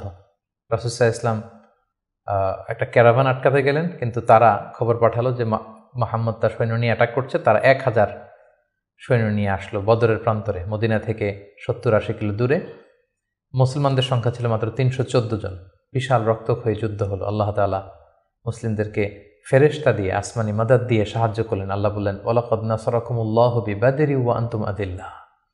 আল্লাহ তোমাদেরকে বদরের প্রান্তরে সহায়তা করেছিলেন, তোমরা খুব দুর্বল ছিলে, ফেরেশতা দিয়ে আমি তোমাদেরকে সহযোগিতা করেছি, বিজয় এনে দিয়েছি। মুসলিমরা বিজয় লাভ করলো। 70 জন কুরাইশ নিহত হলো, 70 জন বন্দী হলো, মুসলমানরা জয়লাভ করলো। দ্বিতীয় হিজরির আরেকটা ইনসিডেন্ট হচ্ছে, আমি বলেছি যে 3টা জিউস ট্রাইব, ইহুদি গোত্র ছিল। এর মধ্যে একটা গোত্র কাইনুকা, তারা এক মুসলিম নারীকে তার শ্লীলতাহানি করে এবং তারা চুক্তি ভঙ্গ করে। পরে রাসূল সাল্লাল্লাহু আলাইহি ওয়াসাল্লাম তাদেরকে অবরোধ করলেন এবং মদিনা থেকে বের করে দিলেন, এক্সাইল দিলেন, নির্বাসন। কারণ কি ছিল? তারা চুক্তি ভঙ্গ করেছে। রাসূল সাল্লাল্লাহু আলাইহি ওয়াসাল্লাম কখনো আগ বাড়িয়ে কারোর সাথে বিরোধিতায় জড়াননি, শান্তি নষ্ট করেননি। তিনি মদিনায় যে একটা শান্তিময় সাম্রাজ্য গঠন করবার জন্য মদিনা চার্টার করেছেন, মদিনা সনদ আমরা যেটা বলেছি। কিন্তু সর্বপ্রথম এটা ভঙ্গ করলো কারা? বনু কাইনুকা নামে যে ইহুদি গোত্র আছে তারা। ফলে রাসূল সাল্লাল্লাহু আলাইহি ওয়াসাল্লাম তাদেরকে নির্বাসন দিলেন। এবং দ্বিতীয় হিজরিতে রোজার বিধান এবং জাকাতের বিধানকে ফরজ করা হলো। তৃতীয় হিজরির সবচেয়ে গুরুত্বপূর্ণ ঘটনা হচ্ছে উহুদের যুদ্ধ। কারণ 1 বছর আগে দ্বিতীয় হিজরিতে কুরাইশদের 70 জন নিহত হয়েছে, 70 জন বন্দী হয়েছে। তাদের যেই ক্ষত, ঘা, এটা শুকায়নি। সেটা শোধ নেওয়ার জন্য, প্রতিশোধ নেওয়ার জন্য তারা আসলো 3000 সৈন্য নিয়ে। মুসলিমরা ছিল মাত্র 1000। ইনিশিয়ালি রাসূল সাল্লাল্লাহু আলাইহি ওয়াসাল্লামের কিছু দিক নির্দেশনা অমান্য করার কারণে মুসলিমরা পরাজিত হতে আরম্ভ করলো, কিন্তু শেষের দিকে তারা আবার যুদ্ধে একটা ব্যালেন্স তৈরি করলো। কিন্তু তারপরেও 70 জন মুসলিম এই যুদ্ধে শহীদ হয়েছেন। এবং রাসূল সাল্লাল্লাহু আলাইহি ওয়াসাল্লাম তার প্রিয়তম চাচা হামজা ইবনে আব্দুল মুত্তালিব, যাকে সাইয়্যিদুশ শুহাদা ঘোষণা দেওয়া হয়েছে, এবং যে মুসআব ইবনে উমাইরকে দ্য ফার্স্ট অ্যাম্বাসেডর করে তিনি পাঠিয়েছিলেন, এই যুদ্ধে তিনিও শহীদ হয়েছেন। 70 জন সাহাবীকে রাসূল সাল্লাল্লাহু আলাইহি ওয়াসাল্লাম হারিয়েছেন সেই যুদ্ধে। তৃতীয় হিজরিতে রাসূল সাল্লাল্লাহু আলাইহি ওয়াসাল্লাম হাফসা রাদিয়াল্লাহু তাআলা আনহাকে বিয়ে করেন, জাইনাব বিনতে খুজাইমাকে বিয়ে করেন। এবং তৃতীয় হিজরি সনে ফাতিমা রাদিয়াল্লাহু তাআলা আনহা, আলী রাদিয়াল্লাহু তাআলা আনহার ঘরকে উজালা করে রাসূল ইসলামের প্রথম নাতি হাসান রাদিয়াল্লাহু তাআলা আনহু জন্মগ্রহণ করেছিলেন। চতুর্থ হিজরির একটা মর্মান্তিক ঘটনা হচ্ছে বীরে মাউনার ঘটনা। নজদ থেকে কিছু লোক এসে রাসূল ইসলামকে বললেন, আপনি কিছু সাহাবাকে, কারি সাহাবাকে, হাফেজ সাহাবাদেরকে আমাদের সাথে পাঠান, তারা নজদে এসে আমাদেরকে ইসলাম শিখাবে। রাসূল ইসলাম 70 জন কারি সাহাবাকে বিশ্বাস করে পাঠিয়েছিলেন যে তাদেরকে নিয়ে যাও, তারা ইসলাম শিখাবে। কিন্তু তারা বিশ্বাসঘাতকতা করে এই সাহাবীদেরকে হত্যা করেছিল। এটা বীরে মাউনার ঘটনা। রাসূল ইসলাম অত্যন্ত মর্মাহত হয়েছিলেন। এবং চতুর্থ হিজরির আরেকটা ঘটনা হচ্ছে যে বনু নাদির, ইহুদিদের যে দ্বিতীয় গোষ্ঠী, বনু নাদিরকে রাসূল ইসলাম নির্বাসন দিয়েছিলেন, মদিনা থেকে বের করে দিয়েছিলেন। কারণ কি? একই ঘটনা, বিশ্বাসঘাতকতা, দ্য ট্রেচারি। বিশ্বাসঘাতকতার কারণে রাসূল ইসলাম আবু বকর, ওমর ফারুককে নিয়ে রক্তপণ কালেকশন করবার জন্য সেখানে গিয়েছিলেন, এবং তারা বলল যে হ্যাঁ, আমরা এটাতে অংশগ্রহণ করবো, আপনি আসুন। কিন্তু তারা প্ল্যান করে রেখেছিল যে রাসূল ইসলামকে এমন একটা ঘরের নিচে বসাবেন, যেই ঘরের উপর থেকে একজন ইহুদি বড় একটা পাথরের খণ্ড রাসূল ইসলামের মাথায় নিক্ষেপ করবেন, যাতে রাসূল ইসলাম সেখানে নিহত হন। এই প্ল্যান করে রাসূল ইসলামকে ঠিক ওই লোকেশনে যখন ডাকলেন, রাসূল ইসলাম যাচ্ছিলেন, ইন দ্য মিন টাইম আল্লাহ তাআলা রাসূল ইসলামকে সব জানিয়ে দিলেন তাদের কনস্পাইরেসি। জিবরাইল আলাইহিস সালাম বললেন, ইয়া রাসূলুল্লাহ, এই মুহূর্তে এখান থেকে আপনি চলে যান মদিনায়। মদিনায় আসলেন, এসে বিশাল বাহিনী গঠন করে বনু নাদিরকে তিনি ঘেরাও করলেন এবং তাদেরকে এই এলাকা থেকে উৎখাত করলেন এই বিশ্বাসঘাতকতার কারণে। যেহেতু মদিনা চার্টার ছিল, একে অপরের শুভ কামনা করবে, শুভাকাঙ্ক্ষী হবে, মিত্র হিসেবে কাজ করবে, কিন্তু তারা রাসূল সাল্লাল্লাহু আলাইহি ওয়াসাল্লামকে হত্যার ষড়যন্ত্র করেছিল। তাদেরকে রাসূল সাল্লাল্লাহু আলাইহি ওয়াসাল্লাম এখান থেকে বের করে দিলেন। এবং চতুর্থ হিজরিতে মদকে আল্লাহ তাআলা হারাম ঘোষণা করলেন। এটা ছিল একটা গুরুত্বপূর্ণ ঘটনা। পঞ্চম হিজরিতে অনেকগুলো ঘটনা ঘটেছে, এর মধ্যে অন্যতম হচ্ছে বনু মুস্তালিকের যুদ্ধ হয়েছিল। তারা রাসূল সাল্লাল্লাহু আলাইহি ওয়াসাল্লামকে অতর্কিত আক্রমণ করতে চেয়েছিল, রাসূল সাল্লাল্লাহু আলাইহি ওয়াসাল্লাম আগেই তাদেরকে আক্রমণ করে এলাকা দখল করলেন। এবং সেখান থেকে ফিরে আসবার সময় ইফকের যে ঘটনা আমরা জানি, আম্মাজান আয়েশা রাদিয়াল্লাহু তাআলা আনহাকে অপবাদ দেয়া হয়েছিল। সফওয়ান ইবনে মুআত্তাল রাদিয়াল্লাহু তাআলা আনহুর সাথে তার অবৈধ সম্পর্ক আছে বলে মুনাফিকরা ছড়িয়ে দিয়েছিল, নাউযুবিল্লাহ। এবং আল্লাহ তাআলা আরশের উপর থেকে তিনি আম্মাজান আয়েশার পবিত্রতা ঘোষণা করেছেন। সুবহানাল্লাহি ওয়া বিহামদিহি। এই ঘটনা পঞ্চম হিজরিতে ঘটেছিল। এবং পঞ্চম হিজরির সবচেয়ে ভয়ানক ঘটনা হচ্ছে আহজাবের যুদ্ধ বা খন্দকের যুদ্ধ।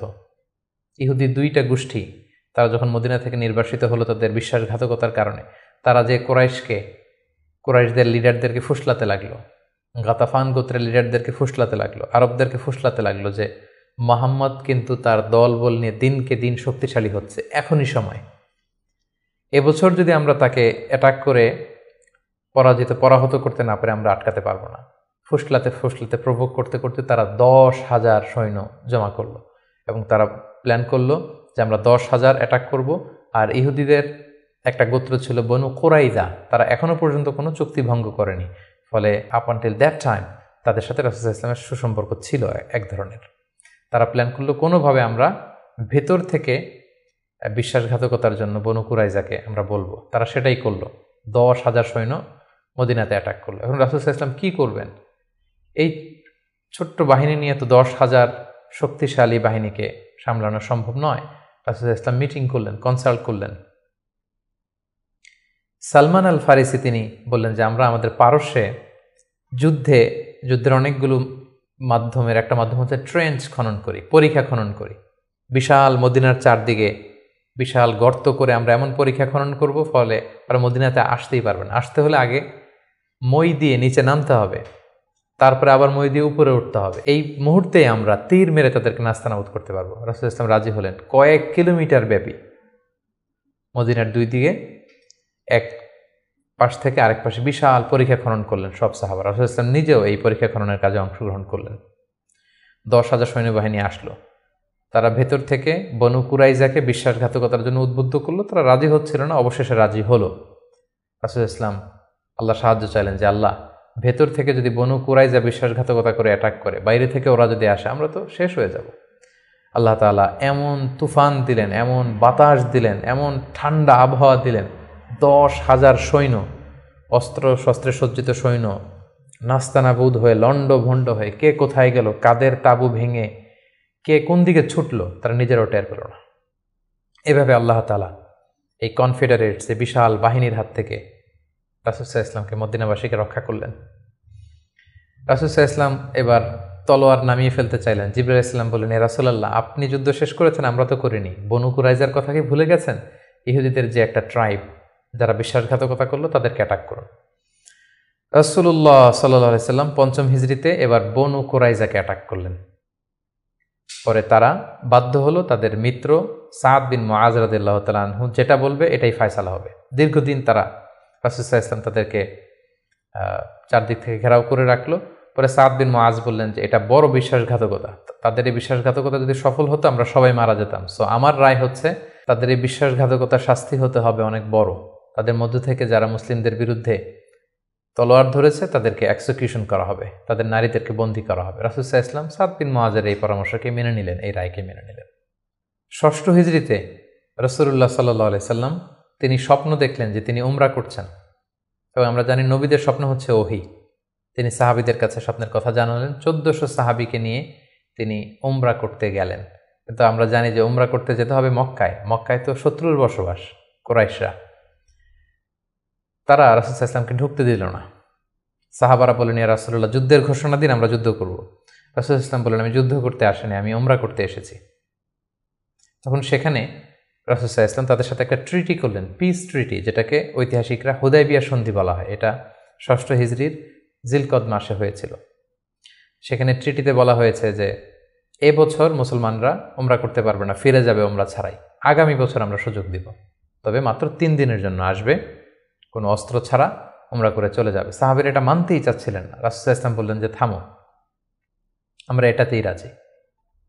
এবং তারা আরও কিছু ধারা দিল এই সন্ধির, যে মক্কা থেকে কেউ যদি মদিনাতে যায় মুসলিম হয়ে, মদিনাবাসী তাদেরকে ফেরত দিতে হবে, কিন্তু মদিনা থেকে কেউ মক্কায় আসলে মক্কাবাসী ফেরত দিতে বাধ্য থাকবে না।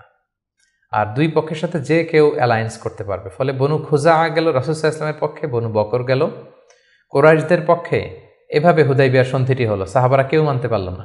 রাসূল সাল্লাল্লাহু আলাইহি ওয়াসাল্লাম বললেন, সন্ধি স্বাক্ষরিত হয়ে গিয়েছে, সবাই মাথার চুল হলক করে হালাল হয়ে যাও, আমরা এখন মদিনায় ফিরে যাব। কেউ হালাল হচ্ছিল না। পরে উম্মে সালামা রাদিয়াল্লাহু তাআলা আনহার পরামর্শে রাসূল সাল্লাল্লাহু আলাইহি ওয়াসাল্লাম নিজেই তার পশু জবাই করলেন, নিজের মাথা নিজে হাল্লাক দিয়ে তিনি মাথা মুন্ডন করলেন। ফলে সবাই সেটি করল। সাহাবীদের কাছে মনে হচ্ছিল যে এটা একটা অপমান। 1400 সাহাবী মুসলিম, সাদা এহরামের কাপড় পরে আমরা আসলাম, কিন্তু আমাদেরকে ঢুকতে দেয়া হলো না। রাসূল ইসলাম বললেন, না, এই সন্ধি আল্লাহ তাআলা বলেছেন যে ইন্না ফাতাহনা আলাকা ফাতহাম মুবিনা, নবী হে, তোমাদেরকে আমি বিজয় দিব। এবং চূড়ান্ত বিজয়ের জন্য এই সন্ধিটা গুরুত্বপূর্ণ ছিল। কারণ এখন দাওয়াতি কাজ চারদিকে ছড়িয়ে দেওয়ার জন্য কিছুদিন যুদ্ধ বিগ্রহ বন্ধের দরকার আছে। আল্লাহ তাআলা এই সন্ধির মাধ্যমে কেমন যেন মুসলমানদেরকে সেই ফেভারটিই দিলেন, সেই সুযোগটি করে দিলেন। সুবহানাল্লাহ। সপ্তম হিজরির গুরুত্বপূর্ণ একটি ঘটনা হচ্ছে খায়বার যুদ্ধ। রাসূল সাল্লাল্লাহু আলাইহি ওয়াসাল্লাম খায়বার বিজয় করলেন। মদিনা থেকে বেশ দূরে ইহুদিদের সেখানে বিশাল পল্লী, বিশাল বসতি, এবং যাদেরকে তিনি নির্বাসন দিয়েছিলেন তারা যে সেখানে বসবাস করছিল। রাসূল সাল্লাল্লাহু আলাইহি ওয়াসাল্লাম খায়বার বিজয় করলেন এবং খায়বার বিজিত হয়েছিল সাইয়েদনা আলী রাদিয়াল্লাহু তাআলা আনহুর হাতে।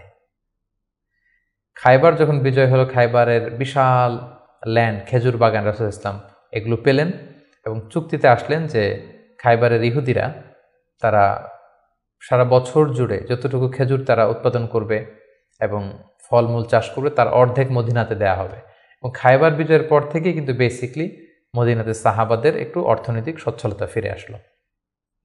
এবং ইন দ্য মিন টাইম সেই নবুয়তির ৫ম বছরে যখন অত্যাচার হচ্ছিল, জাফর ইবনে আবি তালেব যখন তার সাথে করে রাসূল সাল্লাল্লাহু আলাইহি ওয়াসাল্লাম অনেককে নমুসলিমকে আবিসিনিয়ায় পাঠিয়েছিলেন, খায়বার বিজয়ের পরে রাসূল সাল্লাল্লাহু আলাইহি ওয়াসাল্লাম তাদেরকে নিয়ে আসলেন, তারা সবাই চলে আসলো। এবং এই সপ্তম হিজরিতে রাসূল সাল্লাল্লাহু আলাইহি ওয়াসাল্লাম আশেপাশের বড় বড় যে রাজা আছে, কিং আছে, সুপার পাওয়ার আছে, তাদের কাছে তিনি চিঠি লিখে পাঠালেন যে মিন মুহাম্মদ ইলা হিরাকল আদিমের রোম। এইভাবে সবার কাছে তিনি চিঠি লিখে পাঠালেন যে আসলিম তাসলাম, সালামুন আলা মানিত্তাবা আলো হুদা, শান্তি তাদের প্রতি যারা হেদায়েতকে মানে। ফলে ইন্টারন্যাশনাল ইসলামকে পৌঁছানোর একটা সুযোগ কিন্তু ঠিক তখন রাসূল সাল্লাল্লাহু আলাইহি ওয়াসাল্লামের হলো। এবং সপ্তম হিজরিতে রাসূল সাল্লাল্লাহু আলাইহি ওয়াসাল্লাম সাহাবাদেরকে নিয়ে উমরা করে আসলেন। এটাকে বলা হয় উমরাতুল কাদা। কারণ আমরা জানি যে ষষ্ঠ হিজরিতে তিনি উমরা করতে পারেননি এবং সেই হুদাইবিয়া সন্ধির একটা ধারা ছিল, এবছর ফিরে যেতে হবে, পরের বছর এসে উমরা করবে। রাসূলুল্লাহ সাল্লাল্লাহু আলাইহি ওয়াসাল্লাম পরের বছর যে উমরা করে আসলেন এবং ঠিক সেই বছরই রাসূল সাল্লাল্লাহু আলাইহি ওয়াসাল্লাম মাইমুনা বিনতে হারিস রাদিয়াল্লাহু তাআলা আনহাকে বিয়ে করেছিলেন।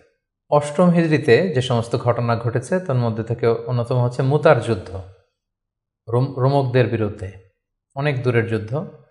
3 জন সেনাপতি রাসূল সাল্লাল্লাহু আলাইহি ওয়াসাল্লাম এখানে ফিক্স করে দিয়েছিলেন, যায়েদ বিন হারিসা, জাফর ইবনে আবি তালেব, আব্দুল্লাহ ইবনে রাওয়াহা। কোনো অভিযানে তিনি 3 জন সেনাপতি দেন না।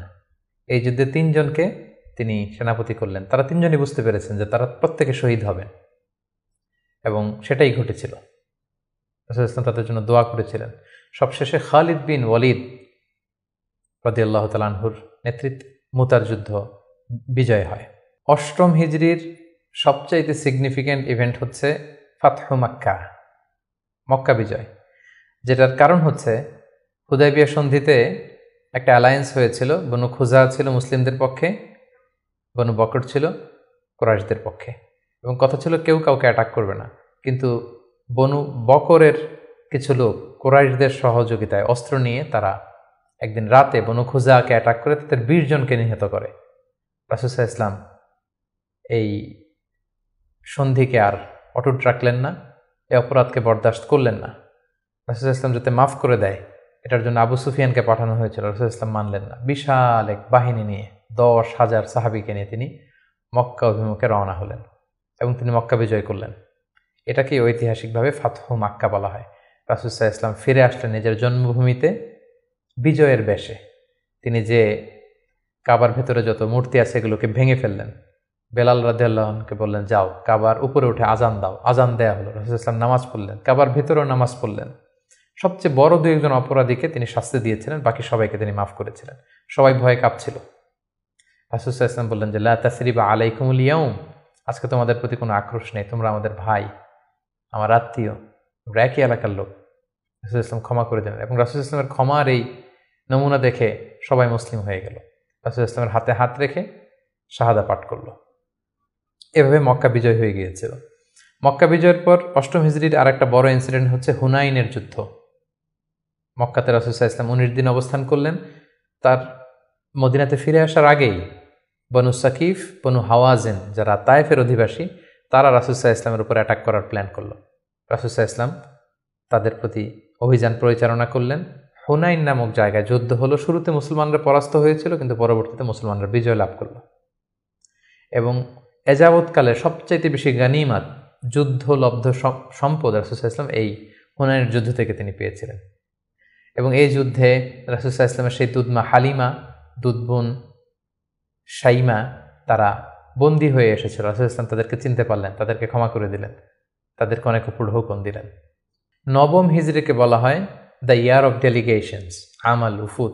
ইসলাম যেহেতু এখন একটা স্থিতিশীল, শক্তিশালী অবস্থায় আছে, মুসলিম সাম্রাজ্য পৃথিবীর বিভিন্ন দেশ থেকে রাসূল সাল্লাল্লাহু আলাইহি ওয়াসাল্লামের সাথে অ্যালায়েন্স করার জন্য, জোট করার জন্য, তারা নিজেদের সমর্থন দেওয়ার জন্য অথবা শাহাদা পাঠ করে মুসলিম হওয়ার জন্য রাসূল সাল্লাল্লাহু আলাইহি ওয়াসাল্লামের কাছে এই বছর এসে ৯ম হিজরিতে এসে দেখা করতে লাগলো।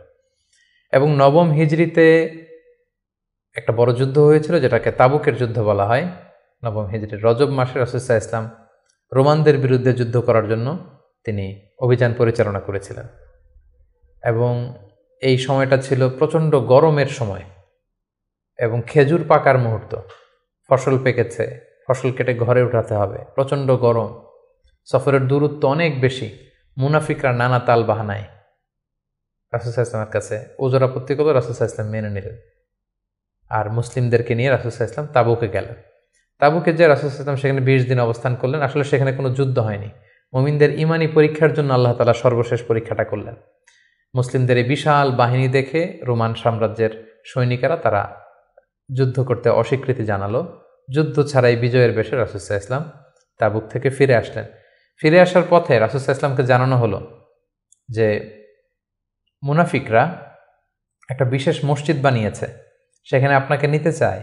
আপনি যে একবার নামাজ পড়াবেন, তারপরে সেখানে তারা ষড়যন্ত্র করবে। তাই তাদের ষড়যন্ত্রের মূলোৎপাটনের জন্য আপনি মদিনাতে ফেরার আগেই এই মসজিদকে জ্বালিয়ে দিবেন। আল্লাহ তাআলার অর্ডার। এই মসজিদের নাম হচ্ছে মসজিদে দিরার। মুমিনদের মধ্যে ডিভাইডেশন, ক্ষতি এবং সমাজের মধ্যে ক্যাওস সৃষ্টি করার জন্য, মুসলিমদের মধ্যে ঐক্যের মধ্যে ভাঙন তৈরি করবার জন্য তারা এই মসজিদ তৈরি করেছে। রাসূল সাল্লাল্লাহু আলাইহি ওয়াসাল্লাম পাঠালেন সাহাবীদেরকে, এই মসজিদকে জ্বালিয়ে দেয়া হলো। এবং এই ৯ম হিজরিতেই তায়েফের বনু সাকিব গোত্র এসে ইসলাম ধর্ম গ্রহণ করল এবং রাসূলুল্লাহ সাল্লাল্লাহু আলাইহি ওয়াসাল্লাম ৯ম হিজরিতে আবু বকর রাদিয়াল্লাহু তাআলা আনহুকে হজের আমির বানিয়ে হজে পাঠালেন। বললেন যে, আবু বকর যাও, তুমি যে এবার হজের লিডিং তুমি দিবে, আর বলে আসবে যে আগামী বছর ১০ম হিজরিতে আমি নবী হজে যাব। এবং বলে দিয়ে আসবে যে আগামী বছর থেকে কোনো মুশরিক আর হজ করতে পারবে না। রাসূল সাল্লাল্লাহু আলাইহি ওয়াসাল্লামের নির্দেশনা পেয়ে ৯ম হিজরিতে আবু বকর রাদিয়াল্লাহু তাআলা আনহু তিনি হজ পরিচালনার জন্য গেলেন এবং যাওয়ার পথে পথিমধ্যে সকল আরব গোত্রগুলোকে তিনি জানিয়ে দিলেন যে আগামী বছর কিন্তু নবী হজে আসবে, ফলে কোনো মুশরিক আর আগামী বছর থেকে হজের সুযোগ পাবে না। এবং এই ৯ম হিজরিতে রাসূল সাল্লাল্লাহু আলাইহি ওয়াসাল্লাম জাজিরাতুল আরবের বিভিন্ন এলাকায় ইসলামের দাওয়াত পৌঁছানোর জন্য বিভিন্ন সাহাবাদেরকে দায়িত্ব দিয়ে দাঈ ইলাল্লাহ হিসেবে পাঠিয়েছেন। এবং ঠিক তখনই আল্লাহ তাআলা আয়াত নাজিল করলেন, ওয়ারাআইতান নাসা ইয়াদখুলুনা ফি দীনিল্লাহি আফওয়াজা। অর্থাৎ হে নবী, আপনি দেখবেন দলে দলে জাজিরাতুল আরবে লোকজন ইসলামের ছায়াতলে চলে আসছে। এবং সেটাই হলো, দলে দলে লোকজন ইসলাম ধর্ম গ্রহণ করতে লাগলো। ১০ম হিজরিতে রাসূল সাল্লাল্লাহু আলাইহি ওয়াসাল্লাম মুআয ইবনে জাবালকে আলী রাদিয়াল্লাহু তাআলা আনহুকে ইয়ামানে পাঠালেন, খালিদ বিন ওয়ালিদকে নাজরানে পাঠালেন এবং ১০ম হিজরিতে রাসূল সাল্লাল্লাহু আলাইহি ওয়াসাল্লাম হজে বের হলেন। প্রায় লক্ষাধিক সাহাবাকে নিয়ে তিনি হজের জন্য গেলেন। সহিহ মুসলিমের বর্ণনা, জাবের রাদিয়াল্লাহু তাআলা আনহু বলেন, মদিনা থেকে জুলহুলাইফা থেকে হেরাম বেদে রাসূল সাল্লাল্লাহু আলাইহি ওয়াসাল্লাম যখন বেরোলেন, আমি তাকিয়ে দেখি ডানে হাজার হাজার সাহাবী, বায়ে হাজার হাজার সাহাবী, সামনে পেছনে হাজার হাজার মানুষ। যেখান দিয়ে যাচ্ছে লোকজন রাসূল সাল্লাল্লাহু আলাইহি ওয়াসাল্লামের কাফেলার সাথে হজের জন্য যুক্ত হচ্ছে। রাসূল সাল্লাল্লাহু আলাইহি ওয়াসাল্লামের এই হজটাকে বিদায় হজ বলা হয়, এবং এই বিদায় হজে তিনি একটা ঐতিহাসিক ভাষণ দিয়েছিলেন, যেটাকে বিদায় হজের ভাষণ বলা হয়। দিনটা ছিল জুমাবার। রাসূল সাল্লাল্লাহু আলাইহি ওয়াসাল্লাম তিনি আরাফার ময়দানে জিলহজ মাসের 9 তারিখে ঐতিহাসিক ভাষণ দিয়েছিলেন, এই বিদায় হজের ভাষণ, যেখানে তিনি জাহিলিয়াতকে কবর দিয়েছিলেন। জাহিলিয়াতের সবকিছু তিনি সেদিন ড্যামলিশ করেছিলেন। সুদকে তিনি পায়ের নিচে স্থান দিয়েছিলেন, এবং সেখানে তিনি মানবতার কথা বলেছেন, উইমেন রাইটসের কথা বলেছেন, নারী অধিকারের কথা, শ্রমিকদেরকে নিয়ে তিনি সেদিন কথা বলেছেন, সেখানে ভ্রাতৃত্বের কথা তিনি বলেছেন, সেখানে শিরকের বিরুদ্ধে তিনি আওয়াজ তুলেছেন। সেই ঐতিহাসিক বিদায় হজের ভাষণে তিনি মানুষদেরকে কল্যাণের পথে আহ্বান করেছেন, এবং তিনি বলেছেন আমিরের আনুগত্যের কথা। এভাবে তিনি সেই ঐতিহাসিক ভাষণটি দিয়েছিলেন, এবং সবশেষে তিনি বলেছিলেন যে তোমাদের মাঝে আমি দুটি জিনিস রেখে গেলাম। ইঙ্গিত দিচ্ছিলেন যে আমার সময় শেষ হয়ে এসেছে, তোমাদের মাঝে দুটি জিনিস, I have left behind two things to you, দুইটা জিনিস রেখে গেলাম। এই দুইটাকে তোমরা যদি আঁকড়ে ধরো তোমরা কখনো পথভ্রষ্ট হবে না। একটা হচ্ছে কিতাব আল্লাহ, আল্লাহর কিতাব, আর আরেকটা হচ্ছে সুন্নাতা রাসূলিহি, রাসূলের সুন্নাত। এই দুটাকে যারা আঁকড়ে ধরবে তারা কখনো পথভ্রষ্ট হবে না। এবং সেদিন ইসলামকে পরিপূর্ণ করে দেয়া হলো। আয়াত নাজিল হলো, আল ইয়াউমা আকমালতু লাকুম দীনাকুম ওয়া আতমামতু আলাইকুম নি'মাতি ওয়া রাদিতু লাকুমুল ইসলাম দীনা। হে নবী, আজকে তোমাদের জন্য দিনকে আমি পরিপূর্ণ করলাম, তোমার প্রতি আমার নেয়ামতের বাড়িধারাকে পরিপূর্ণ করলাম, এবং ইসলামকে তোমাদের জন্য দিন হিসেবে দিয়ে আমি আল্লাহ সন্তুষ্ট হলাম। এটাই ছিল রাসূল সাল্লাল্লাহু আলাইহি ওয়াসাল্লামের সেই ঐতিহাসিক বিদায় হজের ভাষণ, এবং সেটি ঘটেছিল 10ম হিজরিতে। হজ শেষ করে রাসূল সাল্লাল্লাহু আলাইহি ওয়াসাল্লাম মদিনাতে এসে তিনি রোমানদের বিরুদ্ধে যুদ্ধের জন্য রাসূল সাল্লাল্লাহু আলাইহি ওয়াসাল্লামের একজন প্রিয় সাহাবী উসামা বিন যায়েদ রাদিয়াল্লাহু তাআলা আনহুকে নেতা করে পাঠিয়েছিলেন, কিন্তু তিনি যেতে পারেননি। মদিনা থেকে বের হওয়ার কিছুদিন পরই তিনি শুনতে পেলেন যে রাসূল সাল্লাল্লাহু আলাইহি ওয়াসাল্লাম অসুস্থ। 11 হিজরির কথা। রাসূল সাল্লাল্লাহু আলাইহি ওয়াসাল্লাম অত্যন্ত অসুস্থ হয়ে পড়লেন, এবং সেই অসুস্থতা থেকে তিনি আর সুস্থ হয়ে উঠলেন না, এবং সেই অসুস্থতার কারণে রাসূল সাল্লাল্লাহু আলাইহি ওয়াসাল্লাম ইন্তেকাল করলেন। হিজরি 11 সনে রবিউল আউয়াল মাসের 12 তারিখ সোমবার রাসূলুল্লাহ সাল্লাল্লাহু আলাইহি ওয়াসাল্লাম এই পৃথিবী থেকে বিদায় নিলেন, এবং তিনি আম্মাজান আয়েশা রাদিয়াল্লাহু তাআলা আনহার কোলের মধ্যে মাথা রেখে আম্মাজান আয়েশা রাদিয়াল্লাহু তাআলা আনহার ঘরের ভেতরে তিনি ইন্তেকাল করেছিলেন। ইন্তেকালের আগে তিনি বারবার বেহুশ হয়ে যাচ্ছিলেন, এবং পানি আনতে বলছিলেন। পানির মধ্যে হাত ঢুকিয়ে তিনি চেহারার মধ্যে পানি লাগাচ্ছিলেন, আর বলছিলেন ইন্না লিল মাউতি লা সাকারাত, হায়রে মৃত্যুর এতই যন্ত্রণা, মৃত্যুর এত কষ্ট। রাসূল সাল্লাল্লাহু আলাইহি ওয়াসাল্লাম আম্মাজান আয়েশা রাদিয়াল্লাহু তাআলা আনহার হাতে মেসওয়াক দেখে, তার শ্যালক যখন মেসওয়াক করছিল তিনি সেখানে ফেল করে তাকিয়েছিলেন। আম্মাজান আয়েশা বুঝতে পেরেছিলেন যে তিনি মেসওয়াক করবেন। তিনি নিজ হাতে মেসওয়াকটি নিয়ে চিবিয়ে নরম করে রাসূল সাল্লাল্লাহু আলাইহি ওয়াসাল্লামের মুখে দিয়েছিলেন। তিনি ইন্তেকালের আগে মেসওয়াক করেছিলেন, এবং তিনি ইন্তেকালের আগে বলেছিলেন আসসালাত আসসালাত, উম্মতেরা নামাজ নামাজ, নামাজকে তোমরা ভুলে যেও না। ওমা মালাকাত আইমানুকুম, এবং তোমাদের কর্মচারীদের প্রতি, শ্রমিকদের প্রতি তোমরা অবিচার করো না।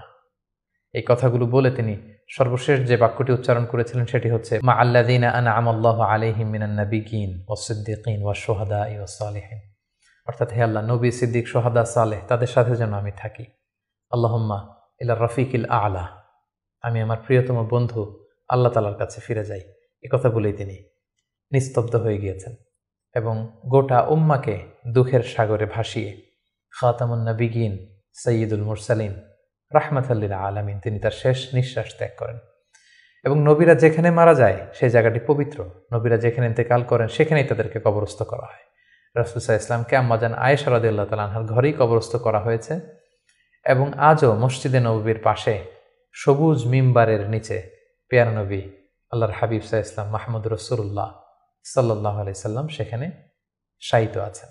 সম্মানিত সুধী, এ পর্যায়ে আমরা খুব সংক্ষিপ্ত পরিসরে রাসূল সাল্লাল্লাহু আলাইহি ওয়াসাল্লামের জীবনী থেকে আমরা কিছু লাইফ লেসন নিয়ে আসবো, যে আমরা কি শিখতে পারি রাসূল সাল্লাল্লাহু আলাইহি ওয়াসাল্লামের জীবনী থেকে। প্রথম যেই লেসনটা আমরা উল্লেখ করতে চাই সেটা হচ্ছে রাসূল সাল্লাল্লাহু আলাইহি ওয়াসাল্লাম খুব বড় মনের মানসিকতার অধিকারী ছিলেন, বড় হৃদয়ের অধিকারী ছিলেন। তিনি সবার জন্য ছিলেন। He use to think beyond the narrow borders. তিনি বড় হৃদয়ের অধিকারী ছিলেন, কখনো ন্যারো মাইন্ডেড ছিলেন না। উনি সবাইকে অ্যাকোমোডেট করতে চাইতেন। এজন্য আল্লাহ তাআলা বলেছেন যে ওমা আরসালনাকা ইল্লা রাহমাতাল লিল আলামিন, হে নবী আপনাকে আমি গোটা বিশ্ববাসীর জন্য রহমত করে প্রেরণ করেছি। তিনি শুধু আমাদের জন্য রহমত নন, মুসলিমদের জন্য রহমত নন, শুধু মুসল্লিদের জন্য রহমত নন, তিনি আলামিন, বিশ্ববাসীর জন্য রহমত। He is for all and his teaching is for all. রাসূল সাল্লাল্লাহু আলাইহি ওয়াসাল্লামের শিক্ষা, দিক নির্দেশনা, তার দেয়া হেদায়েত, এগুলো সবার জন্য। এটা আমরা জানতে পারলাম।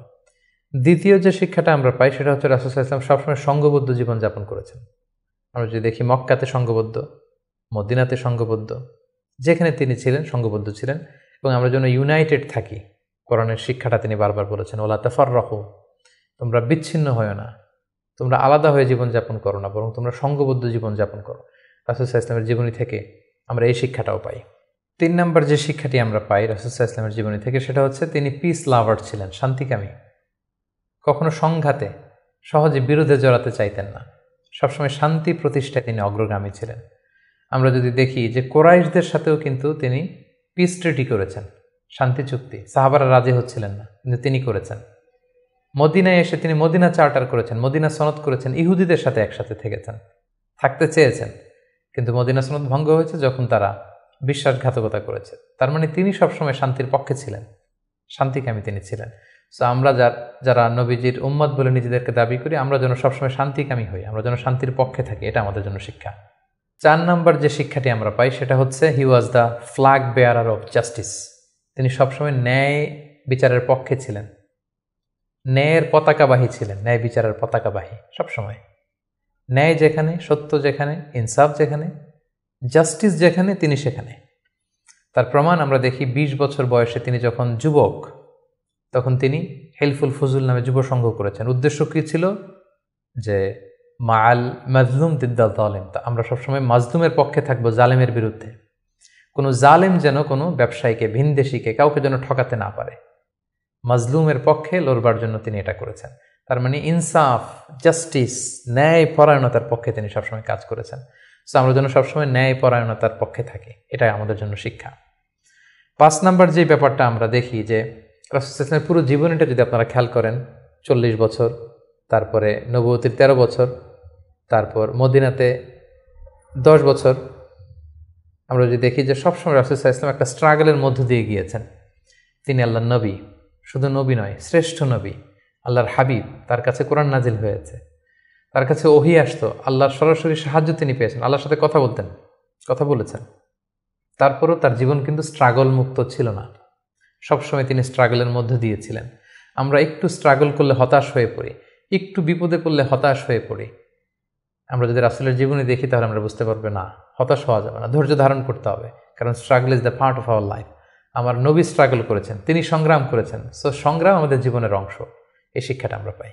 6 নম্বর যে শিক্ষাটি আমরা পাই সেটা হচ্ছে রাসূল সাল্লাল্লাহু আলাইহি ওয়াসাল্লাম ব্যক্তিগত জীবনে অত্যন্ত সৎ ছিলেন। ট্রুথফুলনেস ছিল ওনার গুণ, ট্রাস্টওয়ার্দিনেস অর্থাৎ সত্যবাদিতা এবং আমানতদারিতা। যে কারণে যেই কুরাইশরা রাসূল সাল্লাল্লাহু আলাইহি ওয়াসাল্লামের বিরোধিতা করত, তারাই রাসূল সাল্লাল্লাহু আলাইহি ওয়াসাল্লামকে উপাধি দিয়েছিল আস-সাদিক আল আমিন, সত্যবাদী, আমানতদার। এবং তিনি যখন সাফা পাহাড়ের উপরে দাঁড়িয়ে বলেছেন, আমি একটা তথ্য দিলে বিশ্বাস করবে? সবাই বলল, হ্যাঁ অবশ্যই করব, কারণ আমরা তো কখনো তোমার কাছ থেকে মিথ্যা বলতে শুনিনি।